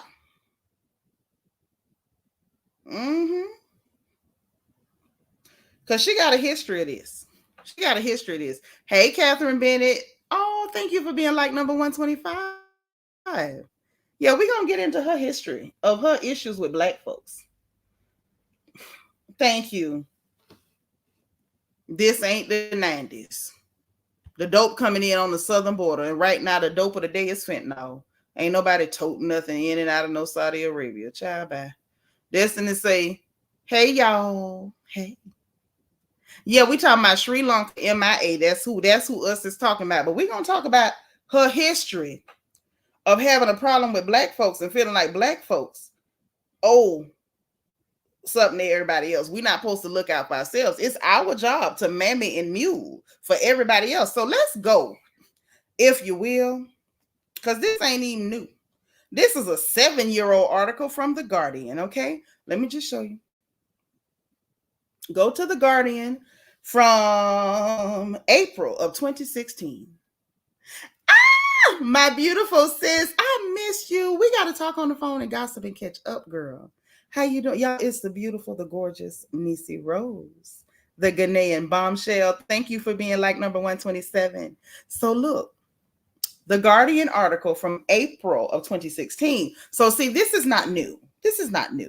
She was targeting black folks and Beyonce and all of them before. This ain't new for her. It's not. Somebody called, but you got to go because we got to talk about what's going on. Okay. So according to this article, okay, see, I didn't know what she was because her last name is a mouthful.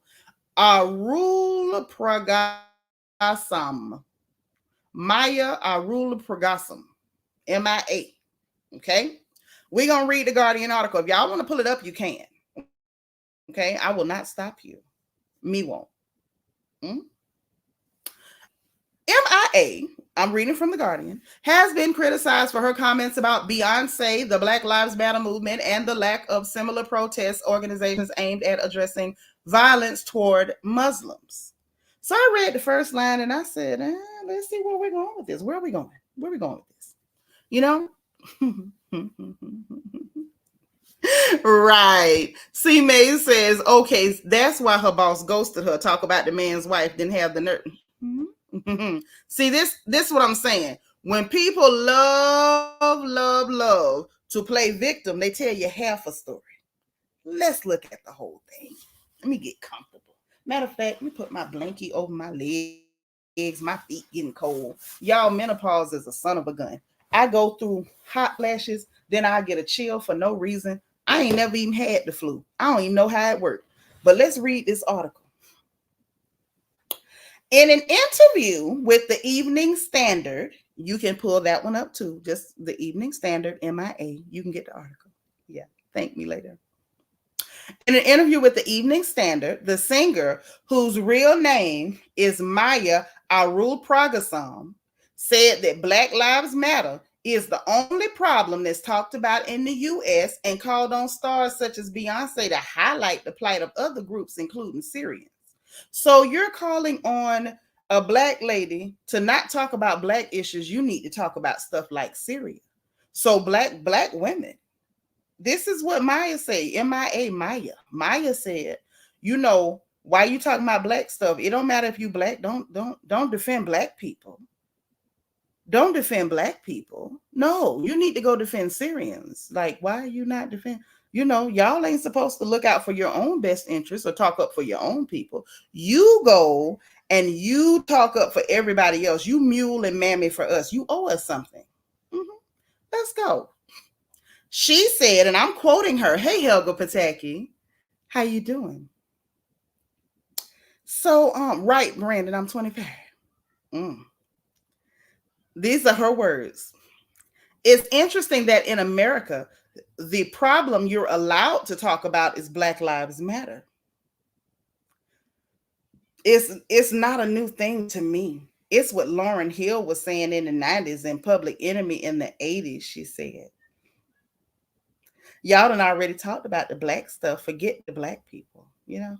Paraphrasing. Y'all done already talked about that. Stop talking about the Black people's problems. Never mind the fact that Black people are still marginalized, still being murdered in the street by race soldiers that you call police. Never mind the fact that there are healthcare and inequities, and that there's still a school to prison pipeline, and there's a prison industrial complex that literally feeds on Black bodies every day. And never mind the fact that they have a whole new type of redlining where they keep qualified Black buyers from even getting mortgage loans, and never mind the fact that they use our children as guinea pigs in these schools, and never mind the fact that we have to have legislation just to wear our hair the way it grows out of our scalps.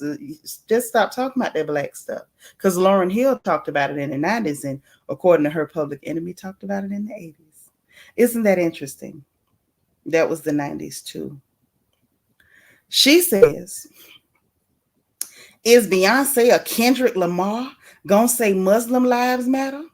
You see her again targeting Black people. Everything that goes on for her is Black people's fault.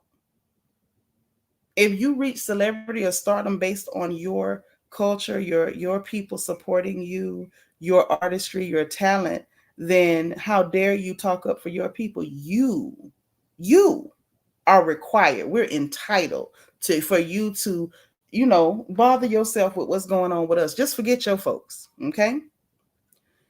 Or Syrian lives matter, or this kid in Pakistan matters. So she says Black artists have a responsibility to stop talking about Black folks.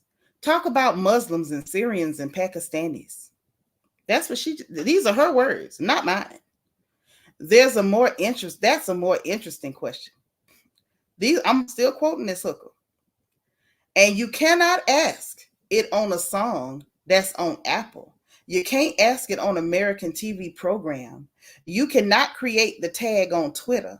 Michelle Obama is not going to hump you back. How you bringing Michelle into this? So this I'm reading what this lady said to you because I want y'all to realize she has a thing about black folks in America. You got a thing about us. You feel like we owe you something. This girl feels like black people in America owe her something. See, she's the problem. You, ma'am, are fixated on black folks in America. Now, never mind the fact, little Miss Sri Lanka, you from the UK. You Sri Lankan from the UK, but you want to control what Negroes in America can talk about. You want to be able to tell us that our people here who reach stardom or reach celebrity, they have a responsibility to abandon talking about issues that affect people who look like them, talk like them, grew up like them, prayed and sang in the same churches as them, went to the same schools as them, jumped double dutch on the same blocks as them. The people they can actually relate to, hell, the people that made them rich. They can't talk about us though. Oh no. They have a responsibility to abandon their own communities, and you and others like you who, by the way, hate our guts. You are entitled for them to take on whatever issue you have on their backs. They are required to mammy and mule for you. Isn't that cute? Let's keep going. Even though Michelle in there for no reason. I don't really care for her husband. I like him. I like Michelle Obama. Why you just throwed her in there for flavor? Y'all notice all she mentioning is black folk. Then she goes, the article goes on. I don't want to put nothing on her that ain't on her. She says enough. Janetta Elize, more commonly known as Netta, along with D. Ray McKesson, is one of the most prominent Black Lives Matter organizers, said MIA really has no clue. Adding that local news barely even cared about Mike Brown, which is true. They did. Since the piece was published, MIA has tried to clarify her position. She said she wasn't criticizing Beyonce directly. The issue wasn't about Beyonce, baby. It was about what you said, but okay. She said she wasn't criticizing Beyonce directly. Her point was that only certain issues are allowed on American platforms, but that's not what you said. Okay? That's not what you said. Now, I gave you a little snippet of her history and her behavior, her attitudes, and the things that she's displayed toward Black people. Little Miss All Lives Matter, because she said that too. To illustrate a point, your issue is with Mr. Bronfman. Your issue is about custody with Mr. Bronfman and Mr. Bronfman's family. But instead of you, ma'am, to deal with Mr. Bronfman, your immediate go-to was to find the nearest Negro to blame for your custody battle with Mr. Bronfman. Now, while we have acknowledged that Jaz-Z was indeed midget tossing, he did it. He was midget tossing. He picked up Tory Lanez, threw him on top of August Alsina, and forced him to beat that boy's tail. He did that. Yeah. He also glued a pistol to his hand and did a little midget tossing. He grabbed him again. And when he was standing in front of Megan, and he tossed him again. He did that. But I'm not, and also he's responsible for my weight gain. Let's be clear. Let's be very clear. I can't put this one on him. I can't put this one on him. It ain't making sense. Bradshaw say, notice how these outsiders never force their social justice issues on whites. They never do. But when it comes to Black America, everybody feels entitled to us. It's so crazy. We're the most imitated and the most hated at the same time. I would also like to know, for me, if you're from the UK, why are you worried about what's being said on American platforms? Why are you not over there trying to be social justice warrior in the UK? Because any organizations that's talking about the brutality of the race soldiers called police against the Black community in the U.S., that is an American issue. We're talking about it over here because that's the issue we deal with over here. So if it's an issue we deal with over here, why are we not allowed to talk about it? Why must we abandon an issue that is so large that we have bodies turning up dead left and right? They over here killing Negroes like chickens, but we can't talk about that because you want us to take up everybody else's issue. Our issues, apparently, dead Negroes is not a big enough of a situation for her. It's not that serious to her. Not a problem. Not a problem. No problem at all.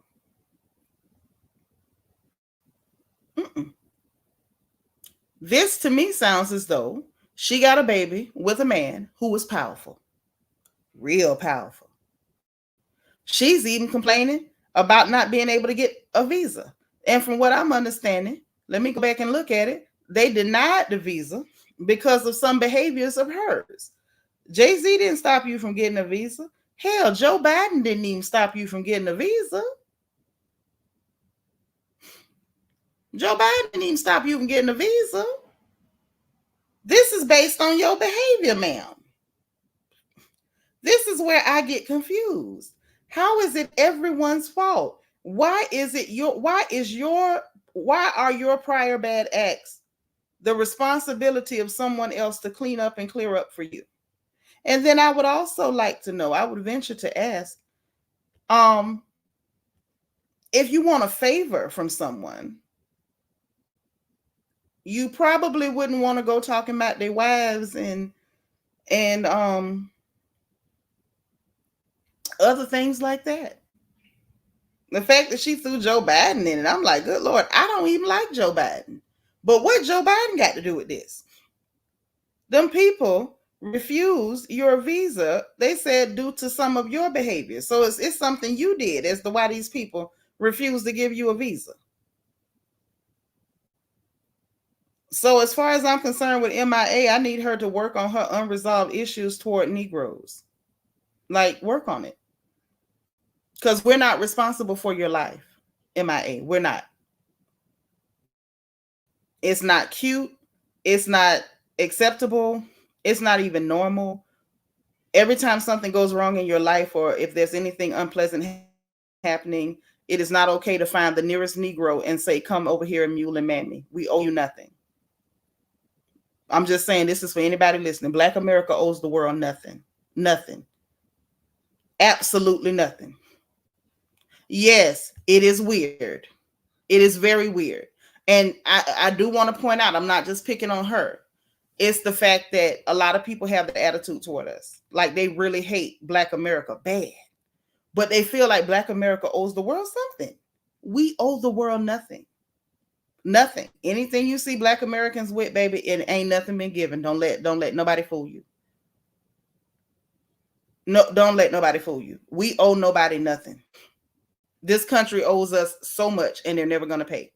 They will literally pay everybody in front of us and tell us that you don't, I know we promised to pay, but we really not even going to put nothing on it.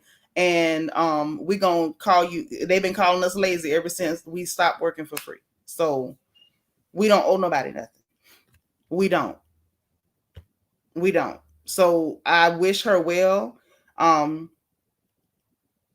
absolutely have empathy for any mother because I am a mama. I'm a mother first. Understand that.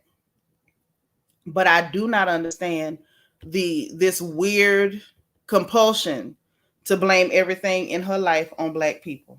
It's very strange. MIA, I want you to get help. Okay? Get help, baby. Now, moving right along. Jonathan Majors, Moose is back in the news. Moose is back.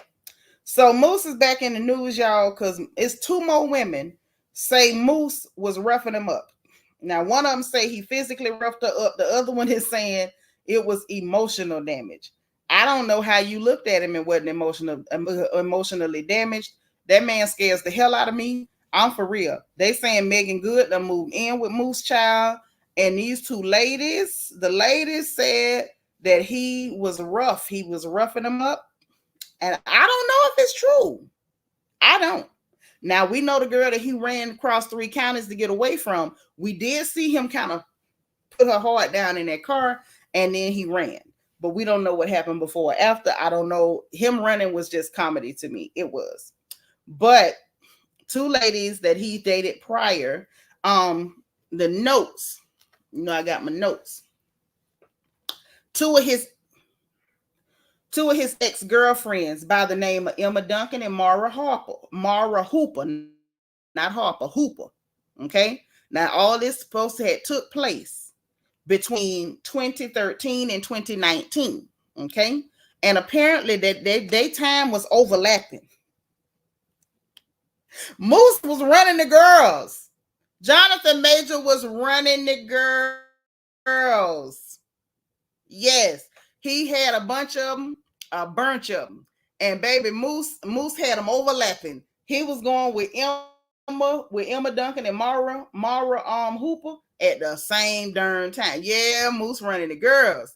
Ashley said he ain't that ugly auntie, but he cute but violent. Cute! Girl, stop telling tales in here for the Lord strike you.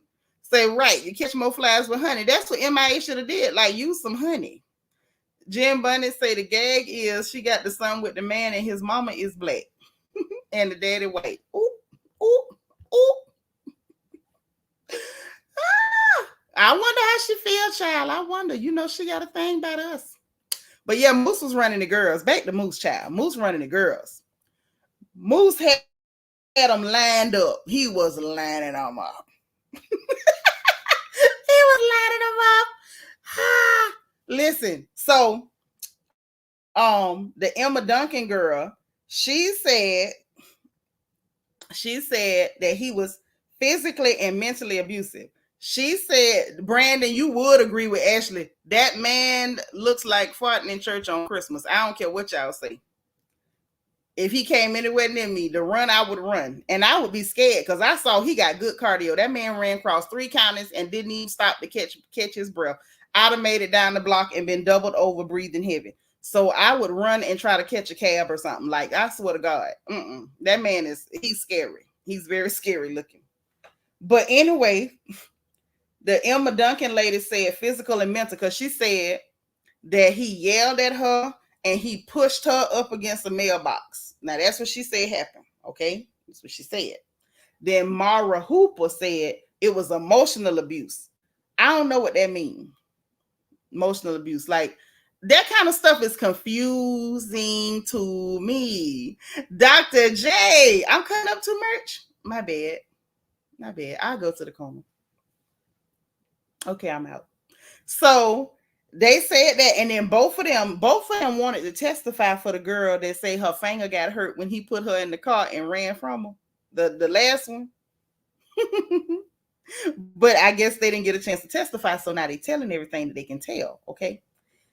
Then they said that he is a controlling, threatening figure that isolated them from their friends and their career. Okay. That kind of thing, I don't even know what to say, but I think it's funny that Moose was running the girls. I didn't know he had them women like that. He had them overlapping all at the same time. He could isolate you, him. Listen, this type of stuff, I shouldn't be funny because he can't isolate me from nothing. First of all, if somebody tell you, now let me just ask y'all in the chat, because I know I can be a little tough. Okay, all jokes aside. So I don't understand how certain things work mentally for other people, right? If you going with somebody, y'all go together. You and him go together. And him say, don't talk to nobody about our relationship. Hey, Josie, thank you for being like number 136. And he said, don't talk to nobody about our relationship. Can't you still talk? Can't you say, I'm talking to him anyway? If he say, if you talk to them, we is finna break up. Can't you say, oh, well, bye?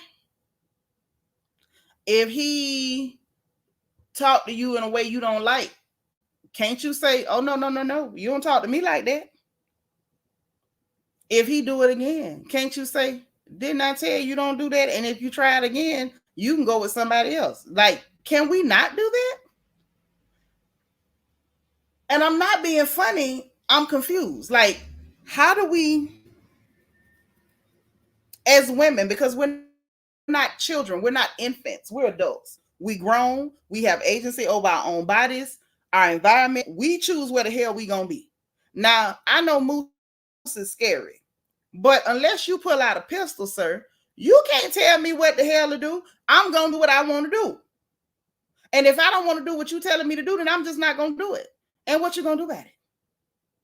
As long as what you're gonna do about it is not putting your hands on me, then you can't control me. All you can do is leave. I think that's what I'm getting to. If a man don't like something you doing, or he want to control what you do, and you don't want to be controlled, he can't do nothing but leave. Right? Let me know if I'm wrong, because that I don't understand. You can't emotionally abuse who? Who? Hey, prognosis. Thank you for hitting the like button.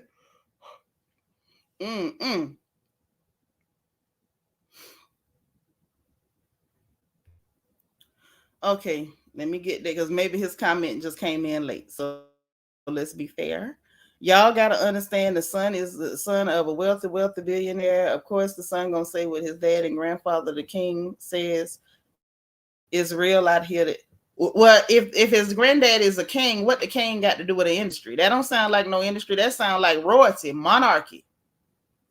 The bigger question is, why would you go and hunch a man that far above your weight class and then cry when you ain't got no control? Thank you for being like number 137 prognosis. That's what I'm saying. Like you punching above your weight class. Like, what was you doing? Like, see, this is why people should stay on their level. You jumped up there, and now this man got more influence than you. He got more bread than you. He can exert more power than you, and you crying. This man is, you said it, because I didn't know his daddy was royalty. Okay? So there is royalty. This the monarchy. This big billions. This ain't brand new billions. This big billions. So why in the name of all that is holy and sacred to the Most High would you go get a baby with somebody that you ain't got no control? And then after you made a tactical error, you forgot to carry the one. You forgot to carry the one and move the decimal point. Then you come back and blame the nearest Negro you can find. Get the hell out of here. Forgive me if I'm not crying a river for little Miss Sri Lanka. Negroes owe you nothing. Your baby dad ain't even a Negro. Now, darn it, go over there to Saudi Arabia and see if one of them women are mammy for you. See if one of them men are mule for you. We don't owe you nothing. Ain't nobody told you to go hunch the king's son. Ain't nobody told you to do that. I had a prince that liked me one time from over there in West Africa. Sure did. He was cute too. Black, pretty white teeth, tall, fine. You know what I'm saying? You got to make choices on what you can handle. People said that you would have to live over here because you're the property of the people, and the royalty belongs to the people, and you'd have to live over here, and you could only go to the U.S. if they gave you permission. And I said, I'm gonna bow out gracefully. Many moons ago. Okay. You chose the king's son. And now that you ain't big enough to fight with the king's son, you trying to find the nearest Negro to blame. MIA has a mental problem. Okay? Anti-Negronitis. Now, I don't know what to tell you, ma'am, but the answer is no. People owe you nothing. And I mean that. And I mean it from the bottom of my black little heart. We don't owe you nothing. Not even a rich Negro don't owe you nothing. But Jaz-Z, I still need about $20, $30. 20 or 30, because you was responsible. Somehow I remember it was something you had did. And I ate one chicken wing too many. And I'm blaming you for my waistline. Okay. I just want to be clear about that. But back to this emotional abuse stuff. I understand what it is, but the lady said that's what he did to him. I don't understand what a man can do to you. If you say do this and I say I ain't doing it and he ain't beating me up, all you can do is leave. If you threatening me with you leaving, you threatening me with a good time. I like being by myself. I enjoy it. I like hollering through the house and don't nobody say nothing back. It's a beautiful thing. So I don't get it, but I just found it more or less interesting that Moose was running the girls. I didn't know Moose had it like that. I didn't. Moose say, honey, he get them chicks. He gets them. And now him and Megan Good done moved in together. And they say until she started filming Harlem for Amazon Video or whatever. So I'm like, Megan is earning her check. Megan Good is earning her check. Okay? All right? What you say, big billions, old long money. Thank you, girl. You the minute he asked you for your stuff, you should have put a twist tie on it. You should have put on a pair of metal drawers. You should have put barbed wire around your monkey.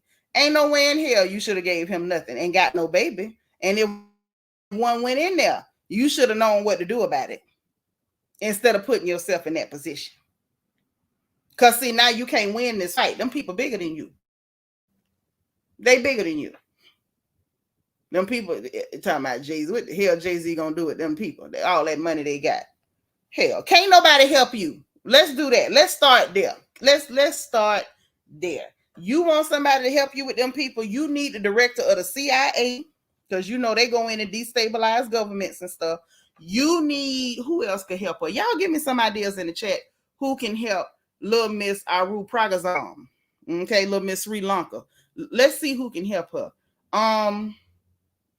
Klaus Schwab from the World Economic Forum. Klaus could probably help you. Bill Gates can't do nothing with that either. Them people, they pockets run deeper than Gates.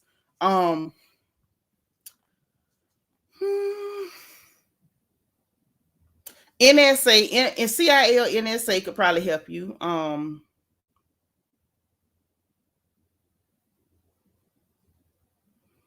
Maybe Putin might could help you. You know, Vlad could help you.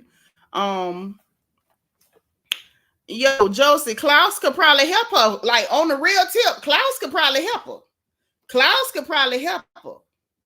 Ashley said, why her own people won't help? I don't know. Maybe she ain't call them. C. May said a psychiatrist. Dolce say Elon. I don't know if Elon could help. He might be able to, organize a meeting, like get a meeting set up. Okay. Couture Bay is saying Duchess Fergie. She might be able to do some, goodwill meetings and stuff. Helga said he's a Seagram heir who also has ties in the music industry with his connection to Jay-Z. She believed he paid out. We saw what she believed, but she's a nut. She's a nut. She trying to find the nearest Negro to blame. Can't nobody help you, ma'am. Nobody can help you with them people. Did she ever think for 1 minute, since we got to go back here, did she ever think for 1 minute Jay-Z even didn't want none of that smoke? Why would you think he want to be going back and forth with them people with real power? Them people be done did what they could do and made him go broke. You know what I'm saying? Like, these are people with real power. Like, what the hell? You a nut. Ain't nobody getting in it with them people. Okay, let me make it real for you. Vita say United Nations. Yep, if she called UN or NATO, maybe they could help her. Let me paint a picture. If one of them had stepped on my foot, I would think twice before I cuss them out, because there's nothing you can do with them people. That's too big. Like, listen, she got to choose. Can I say it like I want to say it? Y'all give me permission to talk or not. If not, just say, watch your mouth, Nitra, move on. Because I want to say what I want to say, but I don't want to say the wrong thing. Okay? Couture Bay say people have babies with powerful people all the time, and it's the games the people play. Duchess Fergie had to leave her churn for them to keep her birthrights. Yeah, like, but you go playing with them powerful folks. Okay, let me drop the link. My baby say drop the link. Let me get it right now. Okay. Because I don't understand how people think. You got to choose your penises more carefully. I'm going to just say it. Choose your penises more carefully. Don't just be jumping out there, jumping on something because they got some money, because they spending good money now. You having a good time now. What happens after you done had the baby? Now you fighting for custody and stuff. What happens then? Helga said she had a baby with a man with old money. Them people don't care nothing about her. They don't. They don't. It's like, okay, you came and dealt with some Black American people and you were able to benefit from the colorism and ignorance and the self-hate in the Black American community. They put you on a pedestal. The rest of the world don't care about you, gal. Choose your penises more careful. Now, that's just it, and that's all. Hey, gorgeous. Hey, Auntie, I just had to say this. Say it, MIA should have seen how Janet is still walking around with her burqa to let her know you have to play the game. I'm so sick and tired of women looking for an easy way out, a cop out, because they want these men with means, but they don't understand the games they play. The Duchess named Fergie, who just got reinstated with the Duchess title, by the way, in the new millennia, when she was out here being Princess Diana's friend and acting all wild and free, baby, they kicked her out. And they said, I wish you would take these children. They'll lose all of their birthrights. And what did she do? She went into isolation. She sat down. She stopped speaking from the rooftop.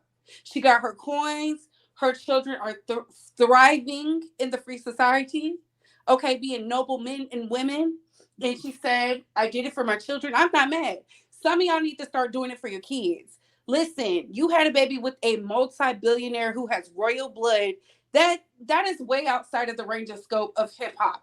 Let's be very clear. And then they like to use things of, oh, he's into this, he's into that. You was fine with it when you was on the PJs, when you was out here watching him whisper in the ears of these so-called bad people, but now you want us to feel sorry for you. I don't feel sorry for a woman who has trashed Afro punk. I don't feel sorry for a woman who's came for Black women in a disparaging light. I don't feel sorry for a woman every time we turn around, she's demeaning and disparaging the community. I'm not standing up for her.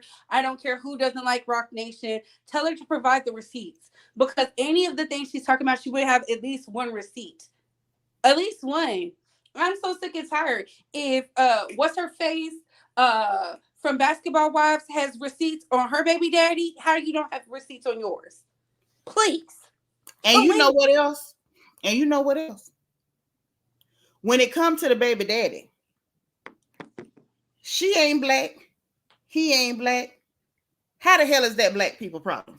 Exactly. It's because he's with that Black woman. That Black woman been over there for a minute, living her best life, making sure that son is thriving in a U.S. school, knowing he needs some vaccinations to get up in there.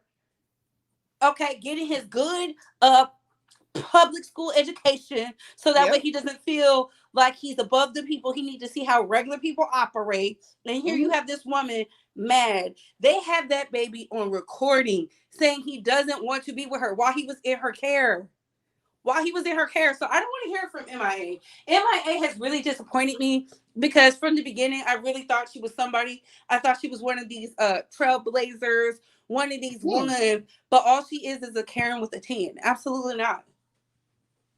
Like a lot of them. They jump across that fence, niece, and they come over here around us, and they see how a lot of our people who truly hate themselves go to fawning over them because they mimicking your style and your culture, and they don't have the color. And oh, she's so wonderful. Oh, she's so wonderful. Oh, she's so wonderful. No, the hell she ain't. Because if a Black girl had put out the exact same type of music, y'all would have shoo-shooed her away.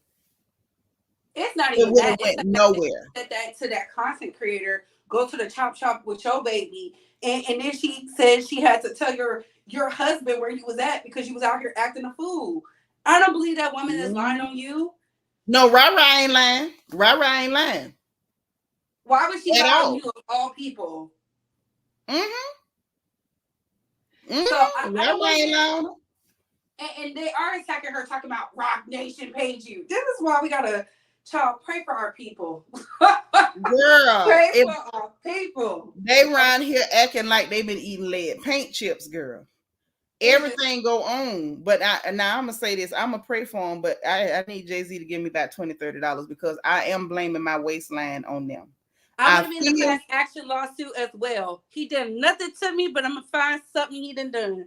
Okay, I'm gonna come up here with other people see. If people were really upset, if they was really upset and wanted to expose them, they could. They could. Where's your receipts? Where is the receipts? Don't tell me about no babies he had with all these other people. Because I don't care. Listen, they mamas took that money and did what they did with the money. Blame your mama. Stop coming to us because this is what happens in every culture.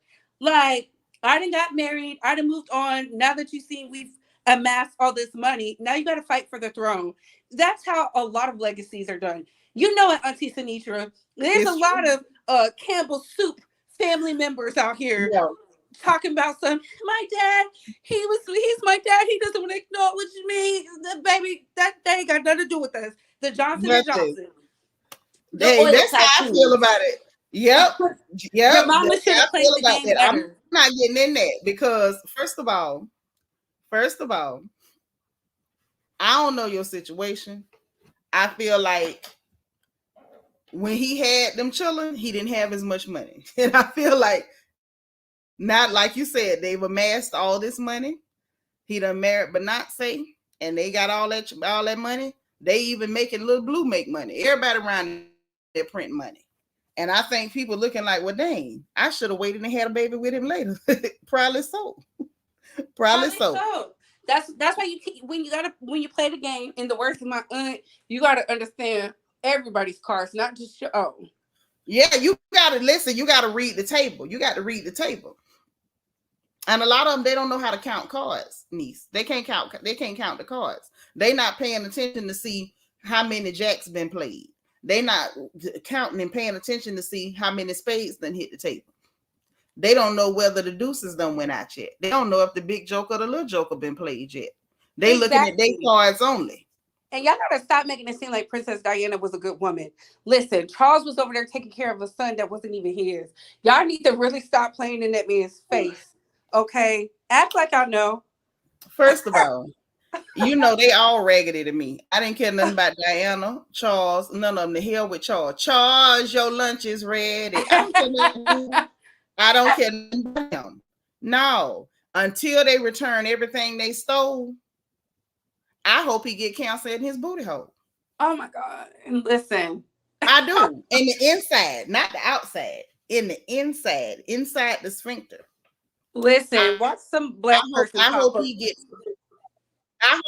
flesh eating. I hope he get flesh eating, necrotizing cancer of the anus until they return everything they stole. All the jewels, the land, hell, even the people. Until you return everything, the artwork, until you empty out your British Museum of everything you stole from indigenous people all over the world, I hope your whole anus rots from the inside out. They're not going to do that until so you already know what's about to happen. But I had to come up here because I see so many people, Rock Nation, because she's a victim. She's not a victim. She came to us 12 years too late, baby. 12 years too late. 12. But this the thing. Couture Bay, let me ask you a question. Because you know Auntie O. Help me understand something. If she came to us the minute them people told her you couldn't get a visa and then put her out or whatever happened with the custody, what the hell could we have done? I don't know, but at least it would have been documented like Monique and Cat Williams and everybody else who telling their truths. It would have been on the record. People need to start telling when things are happening now. Don't pull the Christian Keys and, they stole my laptops and all this other stuff. So you only had one laptop. What kind of fool? She must think we really stupid. Royce told us I didn't send things out to everybody because I know the games that people are playing. She know what type of baby daddy she had. She knows the type of man she laid down with. She knew who he was before she had his baby. Please do not think this was some young 20-something years. She was in her 30s having this baby with this billionaire. But this is my thing. It's all fun and games when the man is spending money, but did you not think about the fact that somebody with those type of unlimited resources, if you ever went up against him, that you wasn't going to win? Exactly. That's why you didn't consider any of them. Janet is still wearing her burqa, baby, so she is playing the game. Oh, I'll raise our son in the cloth. Don't worry. Mm-hmm. Don't And worry. Be happy. And you know what's funny? Don't that go back to that Jonathan Major stuff? So it's given maybe MIA didn't want to play the game, and only thing a man can do is leave, right? So, but unfortunately, because she got that money or whatever, like he's got that kind of money, he was able to, take your baby. At least he's calm enough not to let you be homeless, girl. At least he has a soul, because you see, she ain't out on the streets like Dwayne Wade's ex-wife was. So I don't want to hear about. I heard MIA's daddy had some money. Is that true? I don't know if he had money. I heard her people had a little change, and her mama was doing design and stuff. So how come she couldn't fight this man in court if you had money too? That don't make no sense. She don't have the same kind of money. See, this is what I'm trying to point out. There's levels to money. People don't like to respect that, but there's levels to money, baby. Money has levels. You can be a millionaire, but what you gonna do with that type of old money?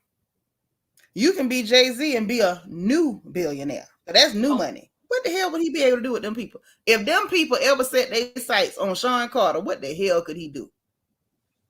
Exactly. I don't want to hear it. He's out here just labeling people. Oh, this person, this person, this person. She ain't provided us a court document yet. Nothing. But I don't think she fought for custody of that son. I just don't. You don't even think she filed? I don't think she fought at all. I don't. Oh. I don't. Because that stuff is documented. Where's your documents, baby? Let us read the court case. All these thirsty lawyers, they would do the case for free. That's true. Yeah. That's true. That too, but it wouldn't help her. See, this is the thing. When people have that type of power and might and money behind them, you are screwed. Like, I don't know whether people would like to accept that. I guess powerlessness is not something people like to really deal with, but you're powerless. What can you do? You can't beat them. You can't even outlast them in court. What are you going to do? Honestly, like, can we be honest? What are you going to do? I don't know. I just don't believe her. All these thirsty international lawyers. Oh, please. A child custody? Mm-hmm. Please. They would have did it pro bono. Yeah, they saying her daddy is Arul Pragasam. He's an engineer, writer, and activist. So they're not poor people, but you don't have the kind of money to compete with these folks. Like, why would you do that? Why would you put yourself in that position? That seems stupid to me. Like, I'm not the smartest girl, but that seems stupid to me. It seems like she took the check because she probably is some unhinged woman. There's a lot of unhealed women out here having babies. Yep. And then she probably was like, fine. And then she saw him over there with that black lady and said, what is this? A through black woman at that. And now she's blaming the woman because she's in that child's life. I don't think the son is calling that woman mommy or anything. So nope. I don't know. I just don't get into the whole conspiracy thing without receipts. Now, if she would have provided us with some court documents, baby, I would have believed her. Like, oh my God. But this is my thing, right? Even, okay, let's just say I believe her about the custody. What they got to do with black folk? Nothing. Like, honestly, niece, that's where I'm stuck. That's where she got me stuck. Let's just say everything you say about that man the truth. How the hell is that my problem? I have a problem with people who feel like, when you're going through something, that Black America must fly to your rescue. Dun dun dun dun. Super mammy, super mule. No. Who the hell told you that your problems are our problems? Because we danced to your little Tide song one time. Like, what the hell do black people owe you, girl? You said that man was your manager. Your manager? He ain't no family law attorney. Like, what the hell are you talking about? And she left out, she was problematic. She was problematic for the brand. She was out here saying very anti comments all up and through the social media streets. And so what you want people to do? Like it. Then she was cussing out the people at Afro Punk. Like, to me, it just solidifies what I've been saying about these spicy whites. They be down for the cause until But it's they're time not to down for the cause. Yeah, they're not down for the cause though. What they're down for is to profit off of a culture and a community that they despise, and they feel superior to. Because they don't never like you. They ain't never down with you. But they realize that they can benefit from the sicknesses in our community. The fact that it's so many of our people that just worship anything that ain't black. You can benefit from it. You can make money off it. You ain't even got to be good. All you got to do is mimic them. They inviting you to cookouts and defending you tooth and nail on the social medias. See, we created these monsters. We made them believe that we supposed to run out there to defend them. You know, throw our capes on. Cape flapping in the breeze. That's supposed to be us.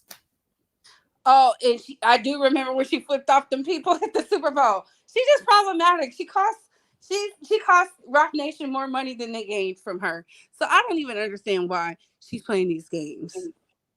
And I'm gonna tell you something else. I believe that we have a set of black folks that will believe anything at all about anybody black who get rich. Well, that's the jealousy of it all. And that's the moniker of the game, because when you really look at it, we're taught to, well, we're not taught, but some people are taught to despise wealth. Having wealth is a sin, which is crazy because wealth provides luxury and means, right? The same reason that money be answering prayers. She went over there and procreated with that man. I don't think that man just randomly got some random pregnant to have his baby. Like, I don't like the lies. Like, this man is a billionaire son. He ain't got no illegitimate children just running around up and down here. He's been taught from birth who he is. So the fact that he's been taught this, he has the brains to who MIA came across as educated, he probably said, oh my God, I'm having a baby with a monster. Like, it happens. And it's okay for men to walk away. And it's okay for men to fight for custody, because clearly he's the better parent. Her son is 12 in a day and age where the son could be out here doing all kinds of stuff, and we don't know anything about him. He's living his life amongst regular degular folk whose mom and dad pay simple taxes, right? And you're mad because he got vaccinated? Girl, welcome to America. She's crazy. She is really crazy. And then the other thing that I found so sad, and I'm glad you saw what was going on with Rara and what she was talking about, because she was a teenager when she had her encounter with Miss MIA, with Maya. Okay, Maya. I'm going to call you by your name. Your mama named you Maya. I'm going to call you Maya. Okay? But I didn't care for the barbs, you know, attacking this girl. Like, just because your favorite person decided she's going to just go to the default of blame Rock Nation. Like, things didn't go your way. You acted a little nutty because of a line in a song. And now everything is Rock Nation's fault, which is suspect in and of itself. I don't want to speculate as to what caused her to do such things, but it is what it is. So once she's expressed her displeasure at these people, must you attack everyone who is not in lockstep with someone else who has a displeasure with these people? I didn't like them. You know, I felt bad for Rara. I was like, why would they be attacking this girl just because she told what MIA did to her, what Maya did to her? Is she not allowed to say what Maya did to her? I think, see, the problem is so many people are villains in other people's story and heroes in others. We can't see the line in the sand for what it is. I don't believe in crossing the line. I believe in, if somebody wrongs you, okay, but if you're not willing to say it with your chest, leave us alone. I'm not fighting your battles for you. That's why I said I'm standing with Monique. I'm standing with Cat Williams. I'm not standing with nobody who refuses to say the names. Yeah, and spell out exactly what happened too. You did this on this date, and here it go. Yeah, because it's weird. You alluding to you're having Blue's Clues and Inspector Gadget. Rai came out here and told her truth about MIA. She said, "Wow, the nerve of you! Because look, you did this. You tried to tell me to get rid of my 6-month pregnancy. Get rid of it for us." Yeah, and I believe she did, because she's anti-black woman more than she's anti-black. So why should she care about your seed? She There you don't go. care about the community overall. And then I saw what Rai said. She was like, I was in a vulnerable place because her baby daddy or husband, whoever that man is, was powed. And she was like, I was going through a lot and you didn't care. So she Yep. spoke the truth on you, and then they're attacking her. It's weird to me. And that's why I say I don't believe in stan culture, because stan culture has made people delusional. It's made them simple minded. It's made them just believe this one person is just this nasty being. Yeah, it's like whatever this I don't person follow says that. has to be the truth. Like once this person says it, it's the truth. And since it's, you know, she says you're bad, so now anybody else who accuses you of something is true because my favorite person said that you're bad, and no one had better ever even speak against somebody who said something about this person. Like it's getting out of hand. I felt so bad for her because Rara seems I to feel be bad for such her a because nice young lady. yeah, she's talented. Like this woman has no reason to lie on MIA. She has no reason to lie. She said my issue is with MIA. I didn't have no personal issue with Rock Nation or anybody. And two things can be right at the same time. I just don't understand how people lack comprehension. They lack understanding on purpose. Mm-hmm. So I don't even get into that. As somebody who was attacked by some barbs, well, it stands They because came after you too. I simply said I didn't like us. I didn't like that diss track. It was not The good. song was weird. It wasn't good. The overall messaging of Bigfoot, if anybody understands the history of Bigfoot always reigns supreme because it's a Yeti who was attacked by common folk. So it didn't make sense. That's why I was like, I don't know. If someone would have took her phone, like I said, she would have had time to process it. It looked like Before she did Meg the it. Stallion was stumping all through Gag City and destroying it. So that's what I read from it. So I just told it simply like it is. But you know, people don't like to hear And the then they truth. came after you. I don't know. And like just as a side note, all that stuff is getting out of hand. And I think some folks gonna end up getting in a lot of trouble or getting hurt. Evie sent me a link to one young man who is a content creator apparently on TikTok mainly, I think. And he like handed stuff over to the police. As One of he the young should, because some people need to learn the hard way. And Ashley, you're right. She probably did code switch with that man. She probably was down, like, oh, I'm down for the community, and then turned into a Karen with a tan. I've seen it so many times. So many persons of color act like this, and it's so weird. We've been seeing this because since they the don't beginning like of time. us. Since the Like beginning of time, with the insurrection of America and all its rights, and when it comes to the land and stuff like that, we were so involved with all these states and getting rights, and then all of a sudden we're written out of the policies and whatnot. So I don't trust any of it. That's yeah, why I we look at her can't. with a side eye. Like, I don't feel bad for her because she decided to have a baby with a billionaire who she knew was a billionaire, tied to some royal blood, tied to some banking institutions. She was excited. She saw the dollar signs. She wasn't That's thinking what she about saw. world economics. When she was with him, she wasn't out here being a philanthropist with his money. So miss me with the BS.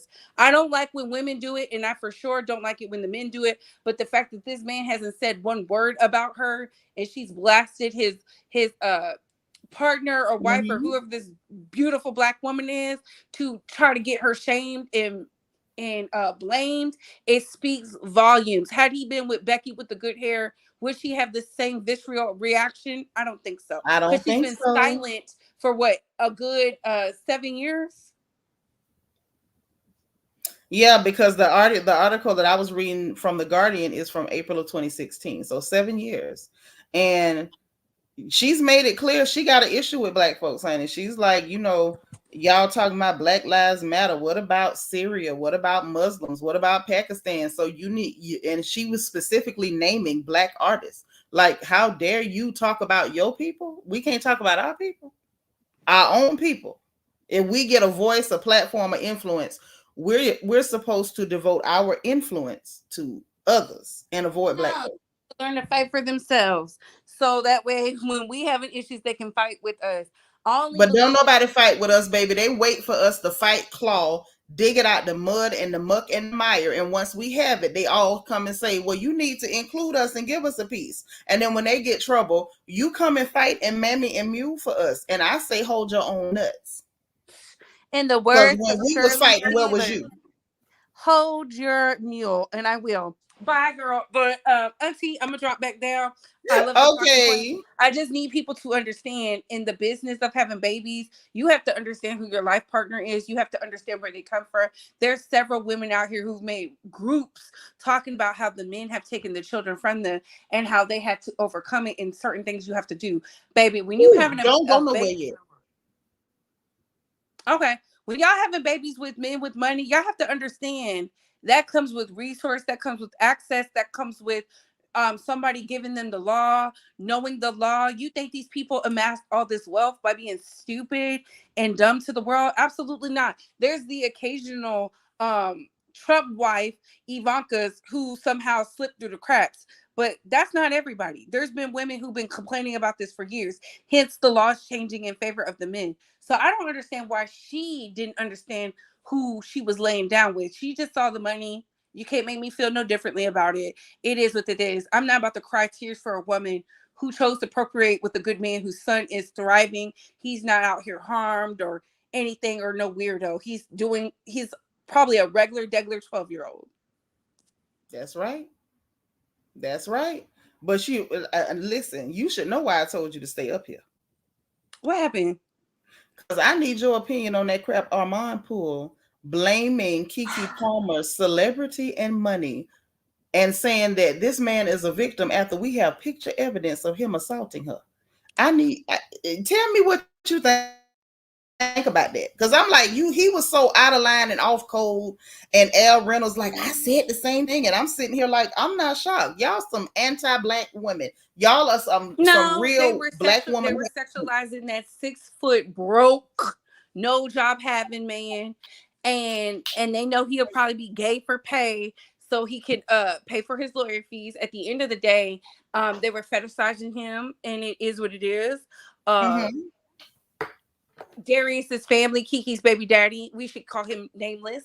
Kiki's baby father went to Armon, and that's why he lost. Okay, because when he should have been silent, he was out here trying to release half-written text messages, just the documents on his behalf, right? And that's the gaslighting of it all. Kiki wrote a book about something she went through with an abusive athlete.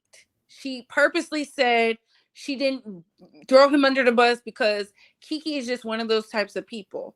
Like, if she had a history of laying her hand and foot on men, don't you think the men she's been with would have came forward saying that? Don't you think that whole issue with Trey Songz would have came down a little differently? So I don't like the fact that people with large platforms try to do that, but it's not even the anti-woman or anti-blackness. It's the simple sexualization of heterosexual men who have aggression issues, who are probably on the down low anyways. So of course they want to be the escape for these men who don't like women. You can clearly tell there's an issue. The pathology in that family reigns supreme. Even down the mother to the daddy. was getting knocked between and the mama up here defending their mess.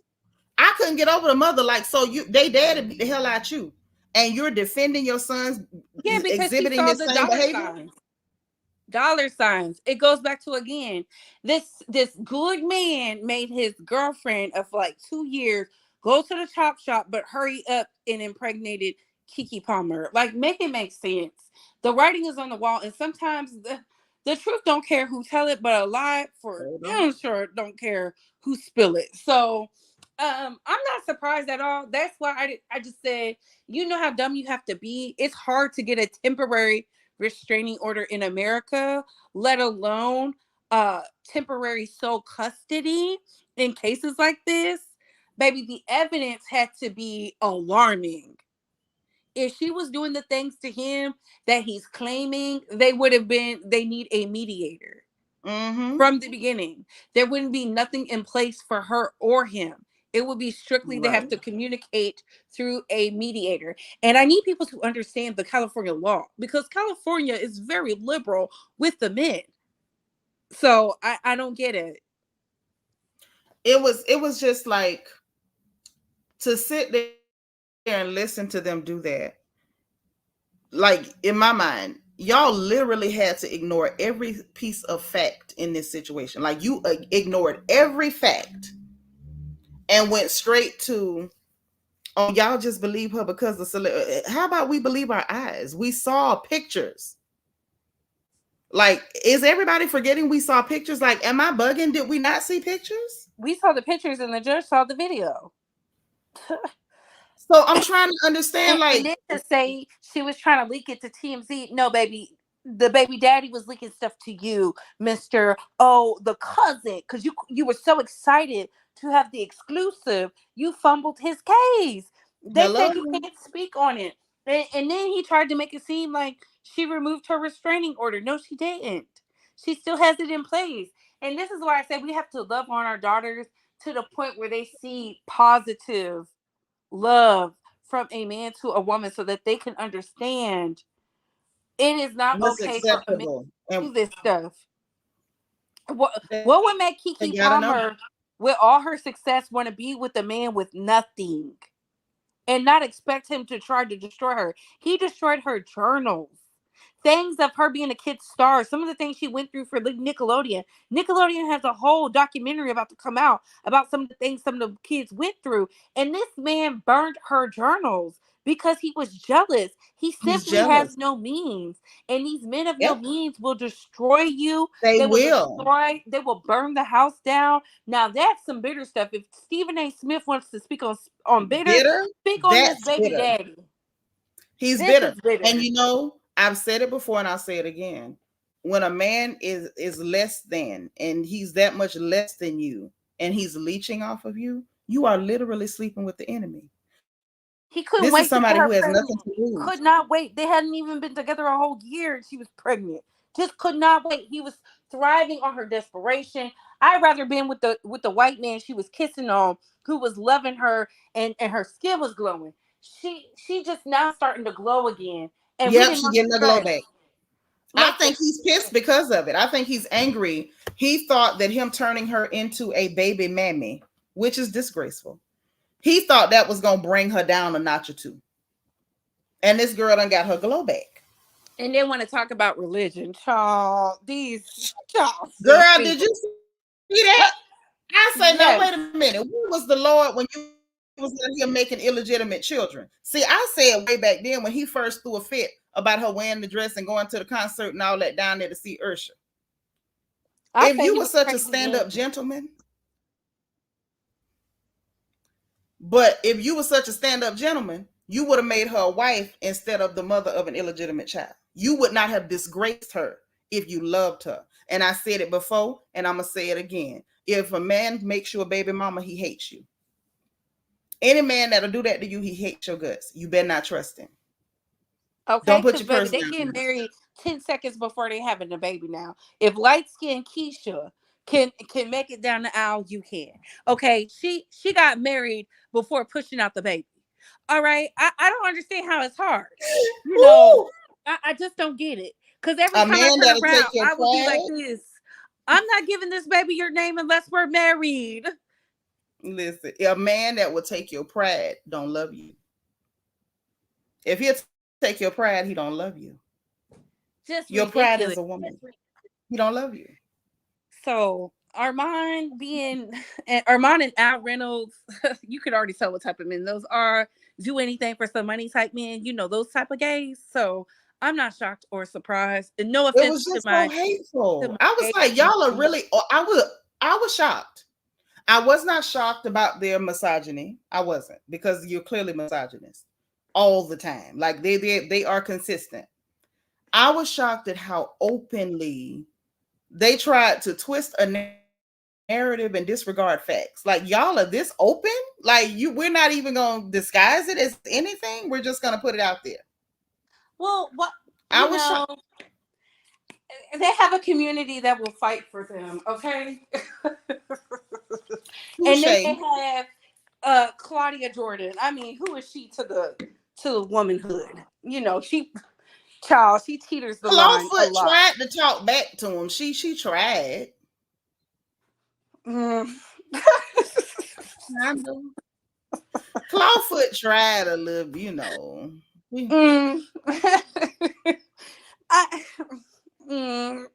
That's how I feel about it. I'm done. Yeah, but I had to get your opinion on that. I had to Oh, hear.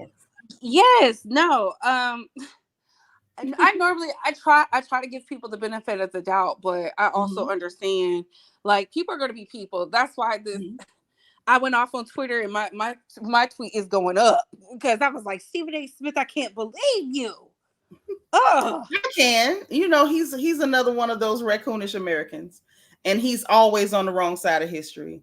He has always shown himself to be very anti-Black, very misogynist, very disgusting. And so I wasn't shocked at all. I was just like, here's another one, and another one.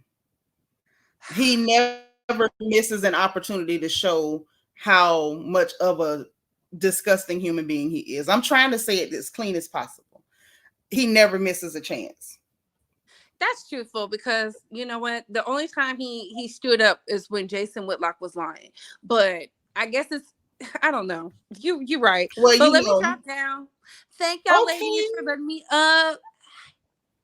Hey now. I love and I'm gonna be listening you. in the chat. I gotta go babysit. Okay, girl. Bye. All right. Bye. Hey, Prognosis. Unmute your mic now. Okay. Beautiful. Hey, How now. are you? I'm good. How you doing? Talk to me. What you think? I can't hear. I don't know what's going on with my phone. You Can you can't hear me? we can hear you good. Turn the sound up. We can hear you. Okay. I just wanted to piggyback. Can you hear me now? Yes, I can hear you now. Can you hear me? I think I have a delay. I don't know what's going on. Okay. But I was just piggybacking into Black people not being mules, but it's low-key our responsibility because we love to say people of color. And I love to tell people I'm not a person of color. I'm a Black woman. Hello, when I'm Black. When it's time to stand for Black people, they're gone. There's no more people of color then. It's no more people of color. Then it's kind of like, well, that's not kind of our issue. That's like y'all's thing. And I've been seeing it since I was little. I'm like, no, because when push comes to shove, they're like, well, why don't we have this? Why don't we have that? Every time a movie comes out, these Latin artists come out, and why does it just have to be that? Why do we have to do that? So they're not really in solidarity with us. Never have been. And never will be. And they never have been. Any chance they get, they're going to throw us under the bus. But Black people, we're the most welcoming group. We welcome biracials, even though they talk shit and their parents don't like us and all that. Like, we just bring people in. And for what? Stupid. Being stupid. Because let me tell you something. It ain't, let me do it like everybody else do it. It ain't all Black people. Dr. J sent me a cash app. I didn't even see it. Thanks, sis. But yeah, it's a certain group of our people that want to accept everybody. And I think a part of that is pathology.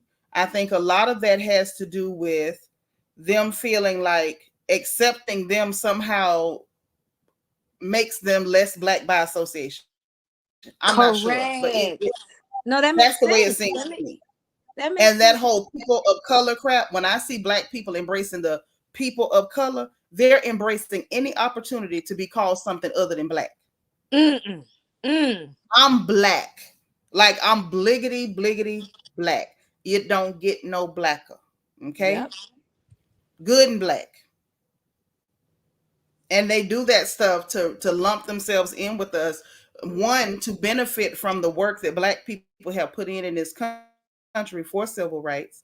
And two, to minimize any issues that we want to bring up that directly and specifically impact our communities. See, one thing about it, honey, this auntie has been in the Black conscious community for well over 30 years. I've said it before, I'll say it again. My fist has been in the air so long, I got bursitis in my shoulder. I see what they're doing. I know what time it is. You know, we have to be Black out loud and Black out loud, Black on purpose. That part. At all times. That part. And to the Mr. Abuser, okay. Actually, I'm not gonna say anything just totally outrageous on your platform here. But I do Go want for to it, say, baby. I want to say that again. This is Black women. The men, I'm just gonna say, the bisexual and gay men that we allow in our communities that continuously play in our faces. When we see what we see and we know what we know and we hear what we hear, and they continuously play in our faces that we give passes to just because they like penis the way we like penis, I'm sick of it. I'm so sick of it. Amen. Armon is one. Al Reynolds is one. And of course, he's gonna think something like that because look how he embarrassed Star Jones. Look how he embarrassed that lady on the worldwide stage, and to this day will still not own up to the fact that he knew all along who he was. He knew. But now hold on, baby sister. Star knew too. Yes. No. And I'm gonna get to that. She knew just as well. But what she didn't do was sit around and play in our face when people were interviewing her about it. Like, I always got Right. she knows the beard. You know what I mean? But the way he just felt so entitled to her money. Even now when he speaks, I have to stop watching Fox Soul completely Yeah, because I can't do him. it's just ridiculous. I can't do the nonsense. Him telling Nia Long that she should have stayed and she knew he was cheating and breaking up a black home. All this black love propaganda nonsense that they're trying to push on women in order to take these men. Let me tell you what that is, baby. That ain't black love. That's struggle love. They trying to push struggle and suffering on black women as though the only way for a black woman to be honorable or to be considered honorable is to take abuse and to suffer. God did not put us here to suffer. Any young women who are listening to the voice of this elder, hear me and hear me well. God did not create you to suffer. He did not create you to struggle. And if someone is abusing you, hurting you, or harming you, anything that causes harm to your physical, your mental, or your spiritual, you get the entire hell away from that person. Satan sent them. That is an agent of Satan in your life. You get away from that Negro or that Negress or whoever it is. You move. Amen. You should be able to express that, hey, what you are doing to me is hurting me. If you truly care for me, do not do that to me. And if that person does not listen to you, then that person does not love you. And at that point, now you are no longer a victim. You are now a volunteer or not. You either stay and take the abuse and you're choosing it, or you walk your little cute self away from there and find somebody who recognizes your value, your worth, and they are pleased and honored to be in your presence. You don't remain where you're being mistreated. Amen. When he made that statement that Nia Long should have stayed there breaking up a black family, first of all, Ime Udoka did not create a black family. He created a broken home. You made her a baby's mama. You did not even marry her properly. How dare you? For 12 or 17 years. 12 years of baby mammy. You had no excuse. It wasn't, oh, I need to make more money to get more stable. It wasn't, well, I got to wait and see if you decent. You already knew she was decent. She was decent enough to have your child, decent enough for you to stay with for 12 years. And you still did not create a family and a foundation with this woman. And then to boot, she had to go through public humiliation because you out here slanging your willy winky to everybody who will catch it. At work. Done got fired off the job. Slanging your Peter wheat everywhere you could, just slanging your little Peter. It's embarrassing. It's disgusting. And I'm just like, why would you expect a woman of her stature to even accept? Because she's black. Yeah. Because she's black. They hate us. And I wish our sisters would understand that we have no allies. We don't. And the sooner we realize that we have no allies, I believe the sooner we will understand the importance of being our own allies. Agreed. Protect your sisters. Love your sister. Back your sister. Because at the end of the day, you ain't got nobody but your sister. That sister that you looking at, she know what you feeling. You don't have to explain to her why certain things offend you because the same things offend her. Back your sister. Because a lot of times y'all out here sleeping with the enemy. Sleeping with the enemy. Sleeping with men that hate you, they competing with you quietly. Tamar Braxton. Hello, good night. Literally. Hello, good night. We ain't got no allies. We ain't got none. Back your sister. Support your sister. Love your sister. Love yourself. Everybody in the world want to pay a black woman to stand there and take abuse. All the time. Hell no. Hell no. I ain't telling you that. I'm not teaching my girls that. My mom and my daddy didn't teach me that. When I send my daddy these clips, he's like, "Are these people crazy? Even with Kiki speaking out, do you know how much that takes? She doesn't have a blemish on her record. And of course, it's going to take a raggedy, jobless bum in order for her legacy to have that stain on there. That's another thing that I tell my cousins. Stop paying for these men in their lives. Stop letting them live with you. Stop taking Then listen, that's what auntie get. I almost had a heart palpitation. Why are they paying for men? Why for are we paying for men? I think it's because society has been teaching, and women do it to each other. Anytime women get in an argument with one another, the first thing is, you can't even keep a man, as if having a man is some type of, mind you, I'm in a committed relationship and all that good stuff. So he's not unaware of the way that I speak, but you're not the freaking prize, sir. Well, and let me tell you something. He ought to be aware, because it ain't no secret. You the prize. Yeah. And not only is he supposed to be aware, he's supposed to be in agreement. When you say you the prize, he's supposed to say amen. And all because when I say, so look here, when I say, listen, niece, when I say I'm the prize, Papa say amen. Him say amen. Same. When he comes to me, he's like, "Man, do you see all these internet conversations about paying bills?" I'm like, can you believe that these men want a traditional woman, and he's like, and they trying to make them work?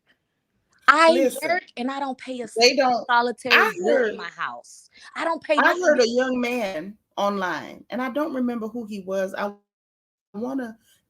need to go find out so I can shout out his platform, because I do like to support all of our young people, young men and young women, when they own code and they own point. But the young man said something that was so spot on. I said, that's a good one. I get excited when I see the young people that got it up here. And the young man said, they don't want traditional women. They want submissive providers. I said, that's the one.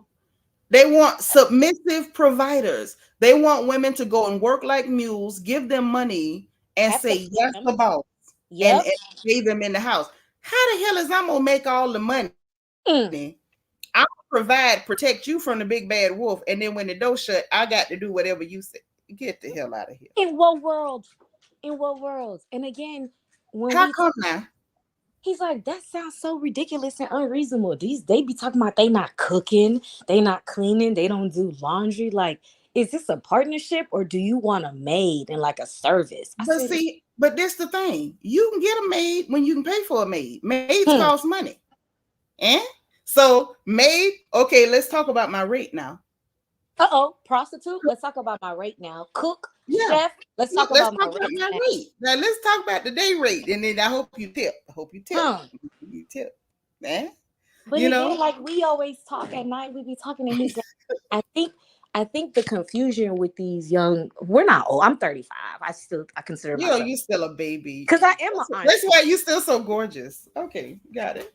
I just feel we're just so confused, because he's like, I would never ask you to pay for a bill in this house. And if I felt something needed to be cleaned, I would clean it, or I would hire you somebody to help out with the house. Like, we do whatever, we do. This is the thing that I don't understand. Where did all these weird conversations start? Because I don't remember and mind you, of course, back in the dinosaur age when I was young, there was no internet, okay? And maybe that was a blessing. because we never heard these weird conversations. It did. People didn't just sit around and talk about weird stuff like that. Do you do this and you supposed to do that, and if he do this, then you do. It was never that. It never gave that. And you know what else? Nobody had to figure out what you're supposed to do. When a man take care of you real good, and he's sweet to you, and I'm gonna just say this because I think a lot of times as elders we don't have these conversations with younger ladies, and we should. Okay, I'm gonna tell y'all something. It's a secret. Prognosis, you hear? Make sure you hear. I'm listening. I'll tell you something. Papa be talking sweet to me. Mm-hmm. He do. He say some stuff make me giggle sometime. I be sniggling and going on. And that's what men's supposed to do, you know.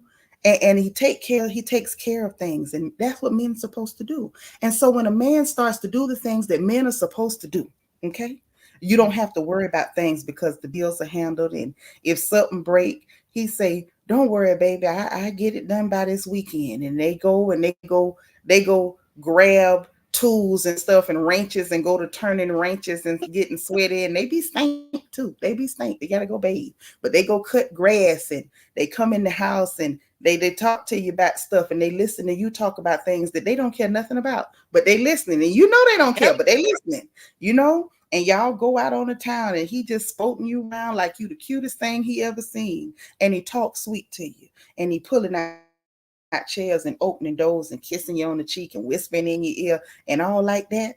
You know, when men do things all like that there, do you know we don't have to talk about who finna cook nothing? Because I I don't mind. Let me go fix this man something to eat. You know, y'all don't know he on live with me a couple times when Papa B done bothered me, and I tell y'all, look here, I got to go. That man here. You know what I'm saying? And that's the thing. As long as the man still can still make you giggle and he being sweet to you, you don't have to figure out who's gonna cook some, cube steak, rice, and gravy. You know it's me. I'm gonna go Yes, I'm that 30-weight gravy. Look at, go on, sit down. Go sit down. You know what I'm saying? It's listen, sweet. I might even start coming out before you after you cut the grass. Babe, I already started your water. I got your towel out. But there you go. That's the point. That's the point. When gentlemen do what they're supposed to do, nobody has to have a conversation about who doing what round nowhere. No. It's literally, this is the basis of healthy. And I think that a lot of our children don't get to see healthy interpersonal relationships between their mamas and their daddies or their parental units. Agreed. But the basis of it is y'all trying to, this ain't no real word, y'all trying to out-sweet each other. He being sweet to you, you being sweet to him. Mm-hmm. I'm be sweet to you, you gonna be sweet to me. That's how things stay solid. And if somebody having a bad day, you turn your sweet up extra because they going through it. Whether it's you, whether it's him. Mm-hmm. Y'all watch me go through something publicly that was so hurtful. But Papa turned the sweet up. That man cooked my breakfast every day and was sitting up petting on me because he knew I was going through something. And when I seen him go through things, I turned the sweet up a little bit because, hey, this is what it's like. We forgot how to love each other and love on each other and just keep having these weird conversations on the internet. Stop that. It's very weird. But it's the podcast. It's the YouTube videos. It's the Armons. It's the, it's just so out there that I think that the narrative has to start changing. And women really do need to, women that are having healthy relationships should be speaking up more, like you said. And because I only know what I'm doing because of my aunties and my mom, because I don't care that he pay all the bills. I'm still going to do it, And it's like, oh, well, I could be a little more reasonable. You know what I mean? But I want weird conversation. So you basically telling me we need to go snatch all these microphones. All of them. Burn them. Stop Best Buy from Target. Cut Amazon. They gotta stop this. No, they gotta stop it. They need to do a verification before they send them out. Like, what do you need this for? Did we mail this? You think they can do one of those mental evaluations before they give them a microphone?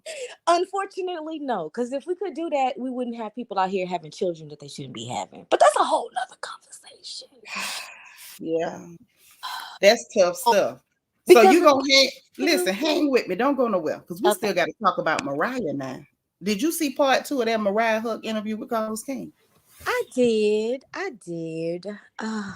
have such a weird relationship with Mariah. How do you feel about her? For one, I love Mariah. Love her. I love her energy. She's lovely. She's so tiny and cute, but she's just a powerful little dynamo. I like that. I don't, tiny people frighten me, of course, because I'm a giant. I'm supposed to be afraid of tiny people, but I like her energy as a tiny person. Very powerful energy. Part 2 of that conversation, I found out some stuff. I was like, ooh. So, of course, she said Jackie's the villain of the show, which I already knew that. She went to talking about Jackie's little comments or whatever. She had her opinion on that. Ain't no point in really rehashing it because we already did that when she went live on Instagram. She said that, basically the husbands are minimized or whatever, and she feels like they're hiding Jackie's marital problems. And she pointed out something truthful, which was that if it was Toya, they wouldn't hide it. Which made me wonder, why y'all hiding Jackie's mess? Who is she? Jackie is the Giselle of that show. No matter how outrageous and sneaky and conniving they may be, it's somebody behind the scenes that just really is rocking with them. Something, yeah, there's something there. And I was like, she's right. If it was Toya with those type of issues, not only would they not hide it, they would have exploited it, drug it, tried to demonize her with it, diminish her character with it. And then we got Curtis and his mole being a whole sneaky freak. And we had him. For real, niece.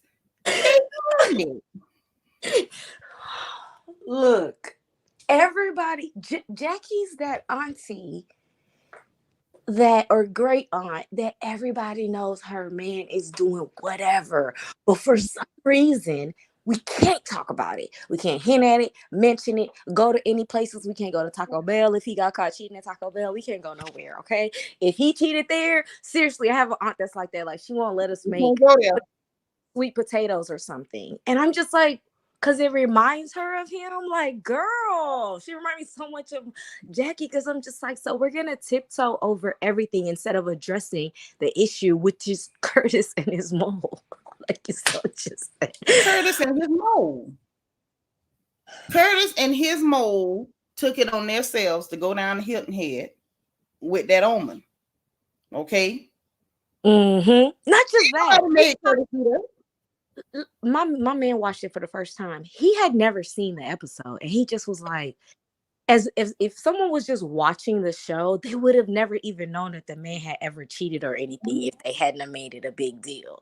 And I was like, that's interesting, because I don't think anybody would have brought that up, and I completely forgot about that's where he cheated. So I think I forgot where he cheated, because to me, where you did it is inconsequential. The fact that you and your mole went and met up with a woman at a hotel is what I remember. Me too. You was there, your mole was there, the woman was there, and there was the hotel. And that's what I remember. Correct. And the fact that Jackie is worried about the location, girl, you so silly. You think that's the first location where he took the hoe? Don't you know that hoe probably done been all across Atlanta? You gonna leave Atlanta? He was caught at the Atlanta airport holding hands with somebody. So that's what I'm saying. Do she not fly to Atlanta no more, girl? Maybe she don't fly to Atlanta no more. Maybe she drives over to the airport in another state and they took off. Or maybe she not only leaves from private airports because he was at the airport with him. And hell, girl, he might have been hunching in your house. You gonna move? That's what I'm saying. Men that are that egregious will do it in your house. Please believe. But can we talk about the fact that Curtis ain't making no money? And y'all know how I feel about men that don't make money. Y'all know how I feel about him. Y'all know how I feel about him. I don't make it no secret. Okay. Now, left to me, a man stay broke too long, I can sick rabbit hyenas on you. Where is the money? The fact that he up there spending Jackie and Jackie holding on to this man and he ain't got no money and he hoeing around on you and he still ain't got no money. And he done been to Hilton Head, the airport, did it, he still ain't got no money. And you still holding on to him, but you mad at other people for playing trips. Dominican Republic. Why are you dating? Why are you with a man taking trips to the #1 sex tourism place? What is wrong? Jackie, he could never go to the Dominican Republic. He can't even dream about the Dominican. He can't write it out. To the DR. To the DR. Say it, sis. My good sis, my pretty sis says, child, we the people think Curtis still cheating over in the DR. Yes. Now, I would think, how do we know that he hadn't paid for somebody's surgery with Jackie money and he was going to see the girl in the recovery house? How we know? We don't. She don't either. Mm-hmm.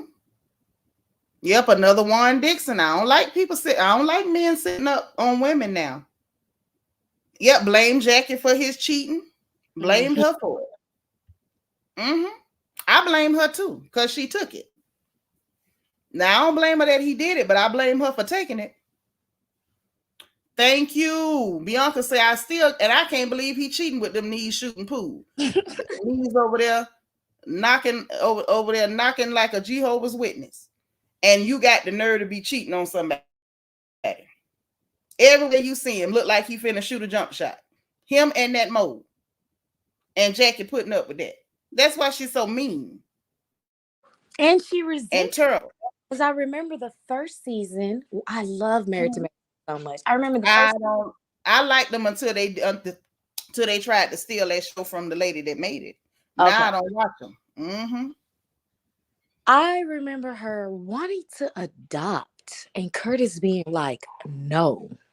And I also remember wanting to move into a condo or somewhere where we don't want to be climbing up all the stairs. I'm 35 and I don't want to do that. You know what I mean? I'm at a longer house. So it's more rooms and all that, but it's not going up and down those stairs.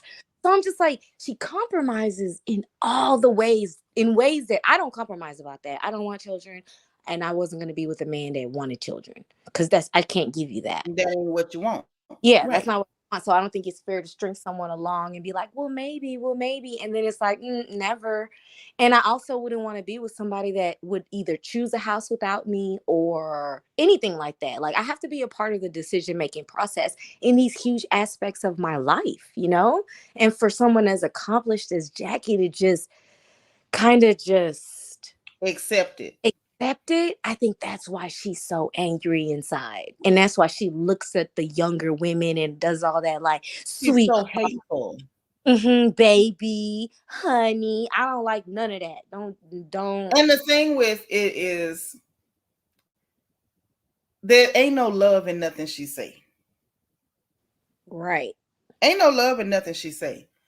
Now, can I say I'm not guilty of a baby, a sugar, a sweetie? I'm guilty of it. I will baby and sugar you to death. I really will. I'll niche you to death. But it's love. And it ain't never nothing ugly. Jackie has an ugly way about her. It sound like little girl. Yeah.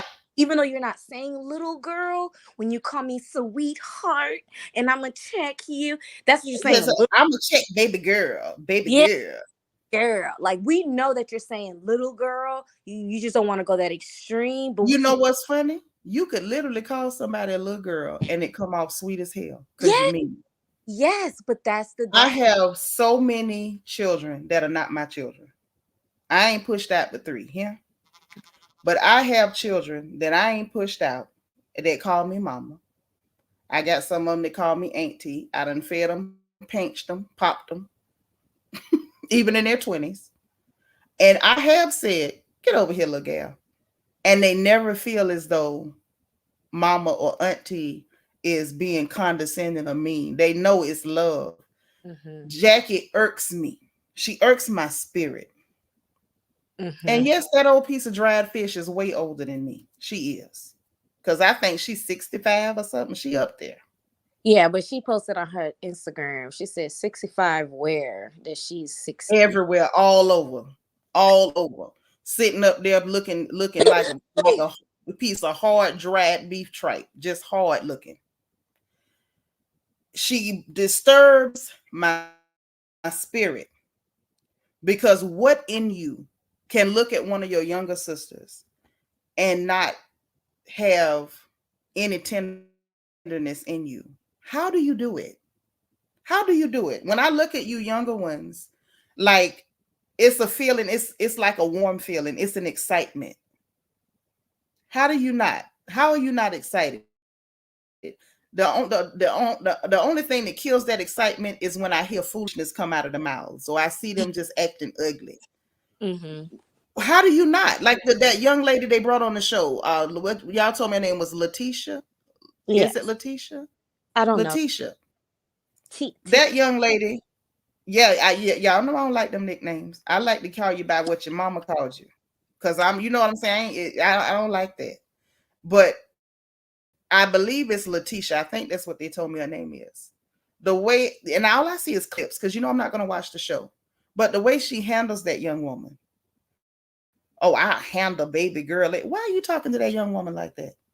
Right. Why are you doing that? And I saw a couple of other clips, and it just didn't. It didn't look right. It didn't look right. Even when there's something that you feel like the behavior is ugly, there's a way to handle someone who's that much your junior. And I saw a lot of foolishness. Oh, she cussed at Jackie. Well, let me tell you something. People say respect your elders. I am an elder now. I've lived, and it's a blessing. I joke about still being 25, and trust, I'm never telling my real age. I'm not. When I'm dead, cut me open, count the rings. But as an elder, there's a way that you carry yourself. There's a way that you treat young people if you want to be respected. You can't bring yourself and condescend so low as to be rude, disrespectful, hateful, or hurtful, and then expect them to give you the respect of an elder. If you know you're an elderly person, you better act like it. I agree.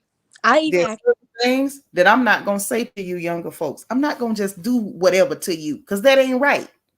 And then turn around if you get upset because now Miss Nitra or auntie or whatever you call me done, said something and hurt you and cut you to the core. And now you saying, what the hell with you, old lady? And I turn around, you disrespecting your elder. No, elders are still supposed to be kind, loving, and respectful to your younger ones. And Jackie just ain't never put that out. Mm-hmm. She did. And it's wrong. I was watching back on the old episodes. She used to do that to Quad.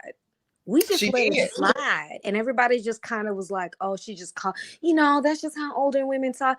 And I'm like, my aunties don't handle me like that. Like, they don't remind me that I'm a girl or like you stay in a little girl's place. I think that's what she told Quad or something crazy like that in the beginning. I remember something ugly like that being said. It was just, it's just not okay. It's just, and and mind you, I'm not a Quad fan, but I didn't like that. That's not what you do. You know what I mean? That's just not what you do. Jackie never put out the right kind of energy. Not from day one. Yep. Even if I feel like I need to say, hey man, you shouldn't have done that. There's a way to correct and check even that with love. Like, you ain't got to act ugly to do that. You don't. Yeah. And you don't have to do it in front of everybody else. That's why I like Eugene. Eugene looked like, what? What? Yeah, you can pull him to the side. You can pull him to the side. You ain't got to do all that in front of people. You don't have to act. I don't know. Jackie acts very ugly, but Mariah had a point with that. Another thing that I thought was interesting, and all the talk about Toya and she needs something for her or whatever. I'm like, yeah, whatever. That's nice, whatever. But what I found interesting was Toya was the one who she said suggested that she do the hair follicle test when they went lying on her about being on dope. I thought that was interesting. I do remember LaGina say Jackie jealous of Quad, probably. But I remember that season, distinctly remember that Toya was the only one that was trying to be fair. Yeah. She was trying to be fair to Mariah. So I was surprised to hear that it was her suggestion. I thought Mariah thought that up on her own. And I wasn't surprised because Mariah she seems to be a very genuine person. That even though she may not be the craziest about Toya, I like that she was like, she did some stuff that wasn't cool, but it was her idea to tell me to do that. And she said, even at that time, she was like, dang, Toya telling me I'm finna take advice from Toya. But she did, and I'm glad that she did. And I thought that was, very genuine of her to be honest about her reaction, her candid thoughts at that time. Like, dang, I'm taking advice from Toya. I'm gonna listen to Toya. But Toya was right, and I'm glad that she did. And I just thought that was awesome. And I thought it was cool of Mariah to not just say, okay, she did this one thing that was bad, but I'm not going to mention the good that she did or when she really did behave like a sister to me. Mm-hmm. And the fact that she said Toya is the realest one on that show. And I think we got some of that from Buffy too, when she talked about that when she was in tears, that Toya brought her in the house, and she didn't really want none of them in her house, but she brought Buffy in the house downstairs to her closet and was trying to fix her makeup and just trying to be a sister to her in that moment. And so it's like, okay, Toya got faults, but Toya was kind of all right, but in her own way. Toya is it's easy for Toya to relate because Toya knows how it feels when that specific group of women like discount you or like don't really respect you. Because they don't secretly respect Toya. They don't say it, but they don't respect her. Secretly. It ain't secretly. They have been openly, even when I was still watching that show, they were openly disrespectful and ugly when it came to Toya. Especially hellishly. The envy that brims no. off Dr. Simone, no. Wait a minute now. Dr. Simone was calling Toya all kind of stupid for like a good couple of seasons. You don't think? I remember. It wasn't no secret. Yeah, but now they're good. Now they're good. So I like to see that. That's another thing I like about Toya. She is able to move on. And when you're on reality shows, yep, and still look out for people. Because that was the thing. It was like Mariah, the same girl that jumped on you poolside. Her mama hit you in the head with a purse, but she still was like, girl, look, I'm gonna stand by you. Go get your hair follicle test and prove that you ain't took no dope. You know what I mean? Because right is right and wrong is wrong. And that's why her and you. That's what I see in Toya. Like, I think that she may not always be in the right because nobody's right all the time. I don't care who you are. And I think you're sick if you can't admit that you're not right all the time. Right. Okay. So I can see that. But I like the fact that she has a sense of right and wrong. And if she feels like something is wrong, she tries to make it right. And I respect that. Completely. I respect it. And I respect Mariah for being real about, love or hate her, she's a genuine person. Like, she literally gave Toya her props. I did like that. But like I said, I like Mariah. And I saw Ashley in the comments talking about, what you mean you scared of little people? I'm scared of y'all little folks. No. Because see, a little person can hit you in your hip, your knee, and your ankle, and won't be nothing you can do. I'll be finished around here. No, I don't bother little people. Little people got them tempers, and y'all do stuff. And I don't they like have strong time. toddlers. Yes. And ain't nobody got time for that. Hell no. Listen, if you little bitty and you got a problem with me, you already win. Let me just tell you that. You won. Oh, that's hilarious. I don't mess with little bitty people. My granddaddy was short. I don't bother little folks. You win. Whatever you say, you right. Even if you ain't. I'm not doing it. No. So yeah, that was interesting. She said, what else? She was talking about the new girl, Letitia, and she says she feel like that Heavenly is going too hard at that girl. She says she don't feel like it's hazing. They trying to push that girl out. They just picking on and trying to push her out. I agree. From what I've seen. Mariah went right back to them receipts with Hellishly. She said, in Hellishly ain't got no room to talk about nobody's marriage. Carlo asked she receipts. She said, I still got them. I really like Heavenly. Because I don't like Hellishly. I know you don't. That's why I was kind of nervous to say that. I like her. Why are you nervous? We ain't all got to like the same people. I know, but I'm saying like I don't like turnip greens either. You like them? No. I think Heavenly, the villainous stuff that she gets away with to me is always so. It's like Ashley Darby. She starts things and then people never remember who really created the chaos. You know what I mean? Because Heavenly is That's really, what I don't like about, like, I don't like those type of people. Like, even I on don't a fake know. TV show. Because I feel like Not even on a still television cool, show. but they're cool Heavenly off the show. That's the confusing part. But It's kind of like Kenya. this is the problem I have with it. And this is just me. This is just my personality. And I'll be honest, it has cost me a lot over the years. I feel like I'm always on principle. If something is bad, I'm not doing it. If in my mind I know this is the wrong thing, you're not going to get me to do it. Not for a camera, not for a check, not for your mammy. If it's wrong, count me out. And when I see people who are willing to do wrong and blame it on the camera and it was a check, then that just let me know, like, you worse than a prostitute. Anybody can get you to do anything. You ain't got no principles. You's a useless hoe. I don't respect that. Oh shit. Well, that's true. Like, that's just me. That's my nature. Like, I'm, where I'm from in the great state of Florida, we call that flaw. You flaw as hell. And I don't mess with people that's flawed.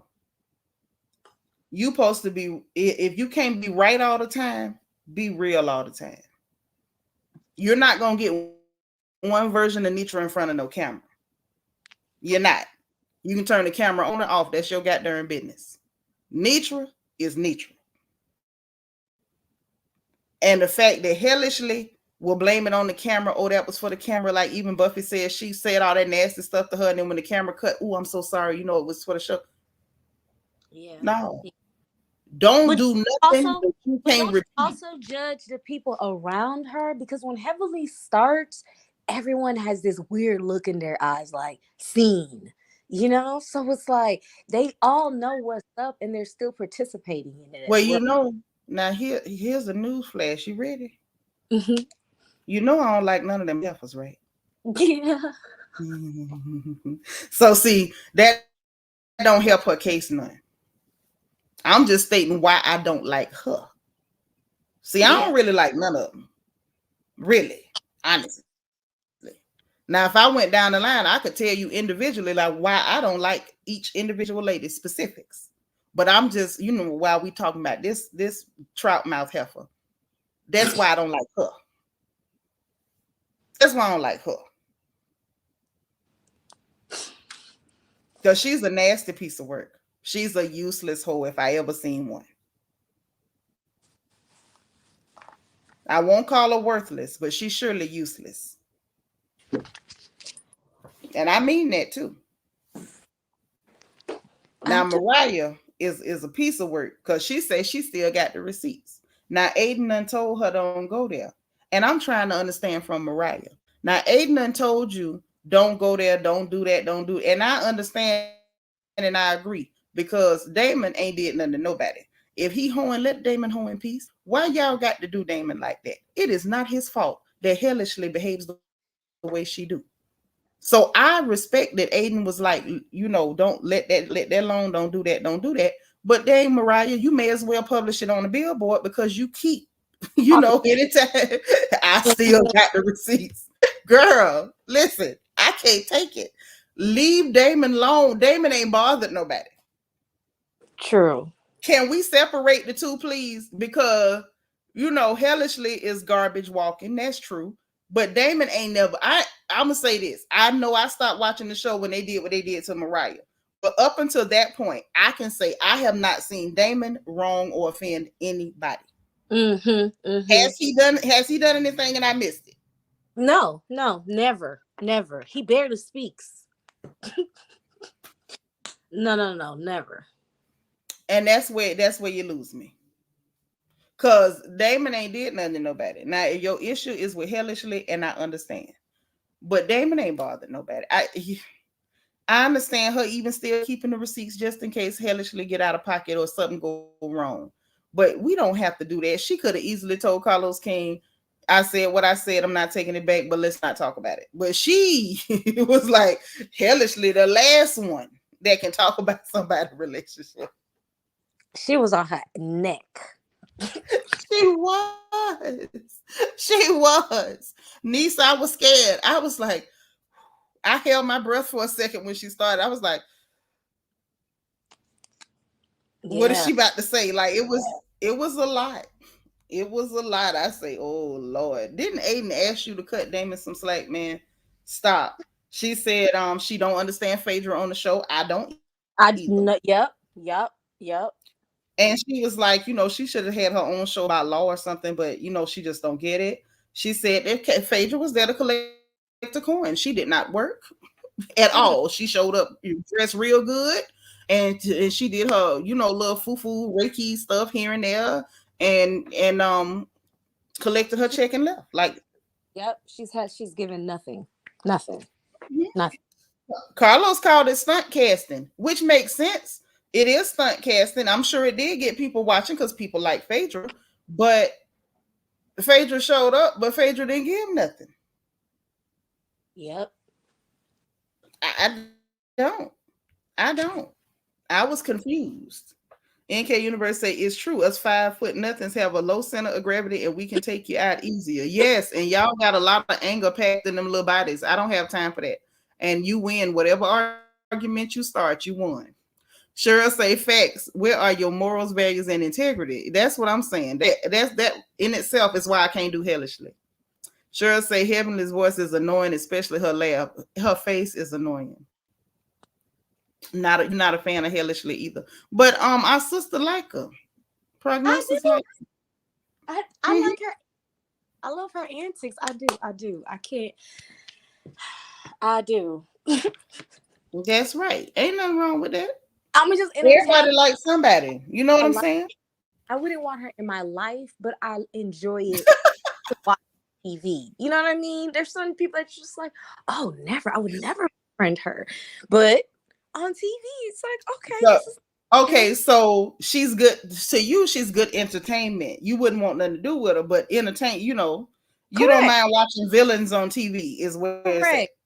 Yes, or just people like, I like Nene, but I would never befriend Nene. When she mad at you, she spills everything. I don't want to be friends with people like that.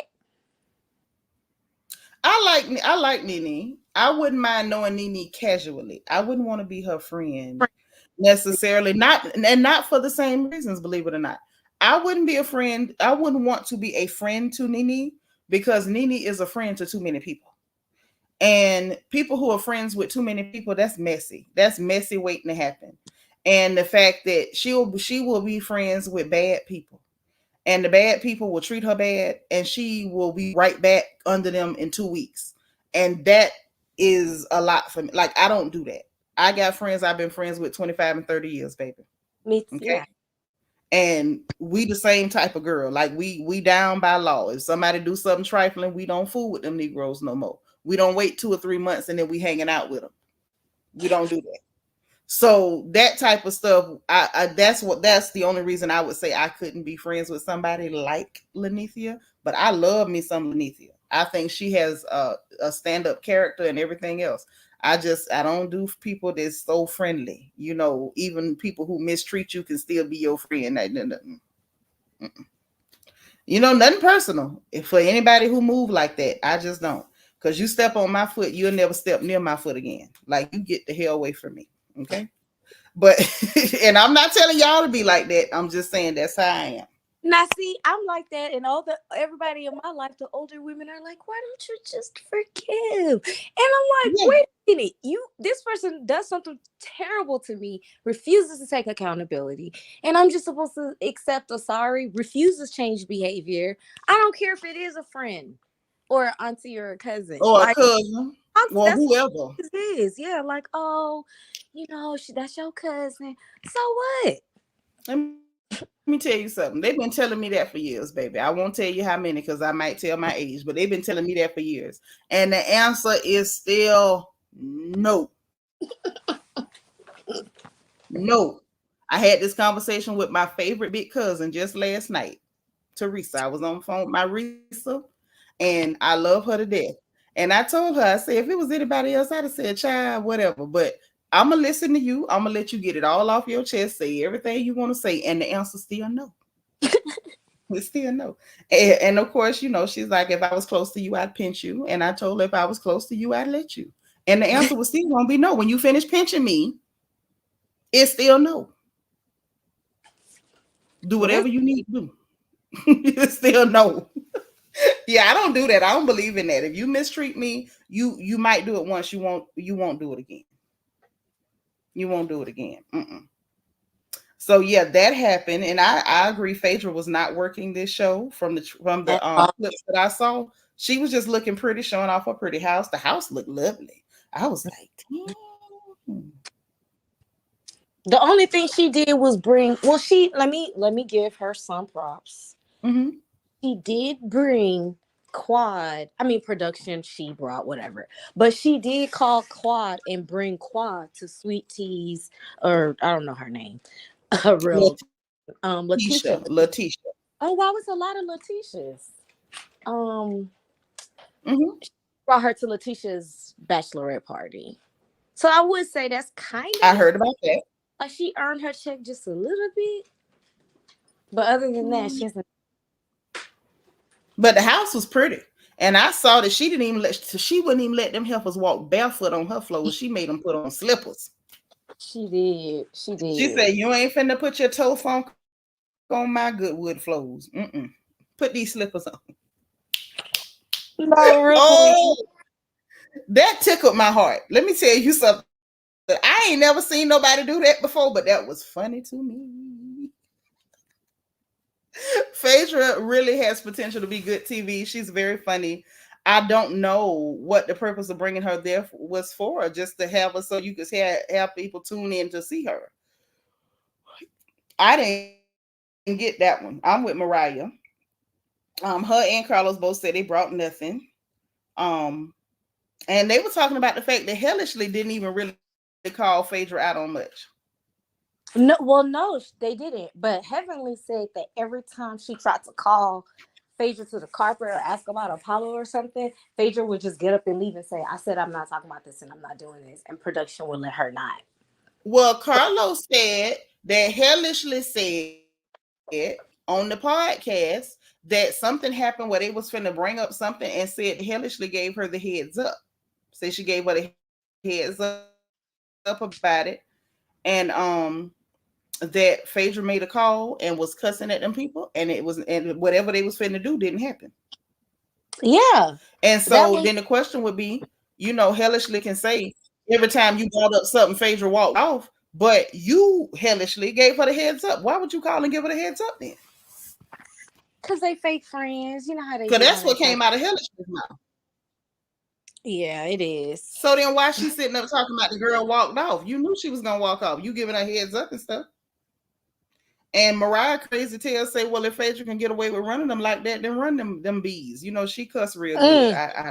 That's the part I agreed on. Like, I get to come on to y'all show and dictate what y'all got going on without showing any of my life. Run them. I was with it too. Run them then. Then she went to talking about he asked Dreamcast. He always talking about somebody Dreamcast. She said it should be Toya, Buffett, Janice, and maybe Letitia, but she's not sure. She said that some of the OGs need to go. And I agree, like all of them. She said production need to take their hand out of that show and just let it happen. Like let it be actual reality. And I agree with that. She was like, she said more than once that it was overproduced. Like everything is overproduced and controlled. Instead, it's not really reality. They're trying to really control and script what they're doing. And I saw that happening even with RHOA, with all of the shows. And I think they started really trying to control and not even just predict, but control the narratives, control reality, and to dictate who was going to be the stars. because I think they saw people falling in love with folks that they didn't want to be stars. Like with Nene, those people never expected Lanithia to be the star of that show. I think that she was too big, too black, too loud, too obviously African American. And I think that they wanted someone who didn't look like the rest of us to be the star. And when reality was just being reality, the people fell in love with who they could relate to. Right. I And think who the was same great happened. TV. Yeah, Nene, who was great TV, but she's the best honestly, housewife. reality TV comes down to who your target audience can relate to. Most normal girls could relate to somebody like Nene. Because most of us got mouths on us. Most of us gonna say something slick. Most of us, if you try us, we gonna let you know, girl, if you don't get out my face. Like, we can relate to that. I don't think the powers that be wanted those people to be stars, but the people were able to relate to them because nobody was controlling what was being seen. So we were able to see what we could relate to. And so I think now they try to control things and villainize certain people and try to make others look angelic because they want to control who we like. Correct. And the image that's They portrayed. tried it with Potomac. They tried it with Potomac this season. They have tried their hardest and it's failing miserably. They keep doing it. These production companies, Truly Original and the rest of them, need to respect the fact that you cannot control reality. You cannot they to a certain degree you can control perception and narratives, but you cannot control reality. Certain things are going to bleed through and people are only going to agree with what they agree with. They're going to resonate. They're only going to, connect with things that they can actually resonate with, not what you tell them to like. Correct. That's the part that I think is driving them crazy. But I think Mariah's right. It overproduced. Stop controlling it. Stop telling them who they can talk to, who they can't talk to. She talks about she's working on a not a reality show, a talk show called The Glow Up. Her and Carlos talk about co-creating a show. One thing she did say about Toya that I want to point out, when they were starting the show, and this one bothered me, to be honest. But I'm glad she told it because truth don't care who tell it, just like a lie. Tell the truth. And she said that she had called a meeting with the ladies and they were she was talking to them about, most favored nations contracts and trying to put them in a position so that everybody would be getting paid the same thing and to kind of take the power away from the production companies and like, okay, let's secure our pay. They won't be able to get in between us and work one against the other. And, let's get that because Sheree, Nene, and Kim Zolciak had the most favored nations contracts with RHOA, which was one of the reasons why they didn't mind getting rid of Sheree and bringing her back, because by her leaving and coming back, that contract, that most favored nations contract, was no longer a thing. So then they could renegotiate with her and pay her less. Okay. That's one of the other reasons why the only way they could deal with Nene on money was to try to say, okay, because you have this most favored nations contract or whatever, we can't mess with your per episode, but we'll just give you less episodes to try to cut back on the money. You get it? Right. So Mariah says she brought the ladies in for a meeting to talk to them and work it out so she could get that for everybody. Toya went behind everybody's back and ran to them clear people. Mariah holding the meeting and telling everybody about how to get the money. Why would you go run to them people and snitch on your sisters who's trying to look out for your money as well as everybody else's? Why would you do that? Because she doesn't think. She doesn't think. She doesn't think. Toya doesn't always think. Like that made to me that made me look at her like, you're so ignorant. You literally worked against your own best interest in order to run to Massa. But she's also more desperate. You see what I'm saying? Not to say that Toya wasn't doing well before, but right. Like for her, it's like, well, I can't be playing with my money because my money not as long as y'all's money. You know what I mean? Like, so. But that's not even playing with the money. That's literally somebody showing you how to guarantee your money and how to protect your money. She's not smart. And her mind was, I just gotta tell master. They trying to get off this here plantation. Like, what the hell is wrong with you? Are you okay? That's shady. That blew me. Blew me. I was not prepared to know that you that much of oh girl. I don't even want to say what that is because it's so ugly. That's why I say she got her good side, but that's a lot of ignorance. Like you literally hurt yourself to go to run to massa? Really? I can Lord, believe Miss is dumb. And so now, whereas Mariah had them fixed where they was all getting the same money, now y'all back over here fighting like dogs in a pit to see whose check gonna be bigger. Look at you now. Lord. You don't think Jen Jones say Latoya is not the most financially sound person, and not at all. At all. Again, she's, operating from a place of lack and desperation, I think, for her to do something. You got it. Yeah, that was just ignorant. That was so ignorant. It was shocking. That was shocking. That I ain't gonna, I can't even kid you, baby. That one shocked me. I said, Toya, really? Really, Toya? Like, am I silly for being shocked? Because I was shocked. No, I wasn't shocked. Toya made that man build that whole entire house, write their names on there, Bible verses and all kinds of stuff. And then she never stays in one place. She's not fiscally responsible. Yeah, she don't do so good with the money. Yeah, the money part, the heart part, she got that part down. Yeah, that's how you look at that. Yeah. Her heart is good.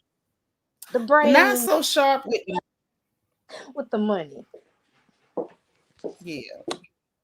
But I'm gonna let money. You because I'm about to go to dinner with my man. Look at me. My man. Oh, that's so sweet. That's so sweet. I hope y'all have a lovely evening. Thank you. You too, Auntie. All right, gorgeous. I'll talk to you later. I'm finna get off here too. Because we done been in here 3.5 hours running my big old mouth. And it's time. I done got dressed, doing my makeup and my hair and everything. Oh, so you over here kicking it on the porch, getting yourself ready to go out with your man. Yes. It's I like it. All right. I like it. All right, gorgeous. Have a lovely evening. You too. Tell our in-law we said hello. I will. All right. Bye. So listen, y'all, we finna go because we done been in here running our mouths too long. Everybody about done left. Yep, Cheryl, I heard them heels on the floor. She running out the door. So look, we finna go, y'all. We are about to go. We've been gossiping too long. It's been 3.5 hours. We gotta get on up out of here. So listen, you know what I'm gonna tell you? I'm gonna ask you, I'm gonna beg you, I'm going to implore you to please hit the like button on the way out. If you did not hit it on the way in, please hit the notification bell. Make sure you click all so you'll know every time we go live on this good porch. Make sure you subscribe if you haven't subscribed, because we're happy to have you here. If you want to put your crown on, grab the join button underneath the video or the membership link in the description box. Also in the description box is our link to our Royal Family merchandise store, so you can grab yours today, and the link to our Amazon storefront so we can shop together, and the wish list in case you want to send me a snack, okay? So y'all enjoy the rest of the night. I'm going to keep my eye on the gossip, but I am going to get something to eat other than a piece of cookie, okay? But I will talk to y'all soon. I love you guys. Have a great evening. Remember, if no one else tells you, God loves you, I love you, and there's nothing you can do about it. We'll talk to you soon, okay? Bye.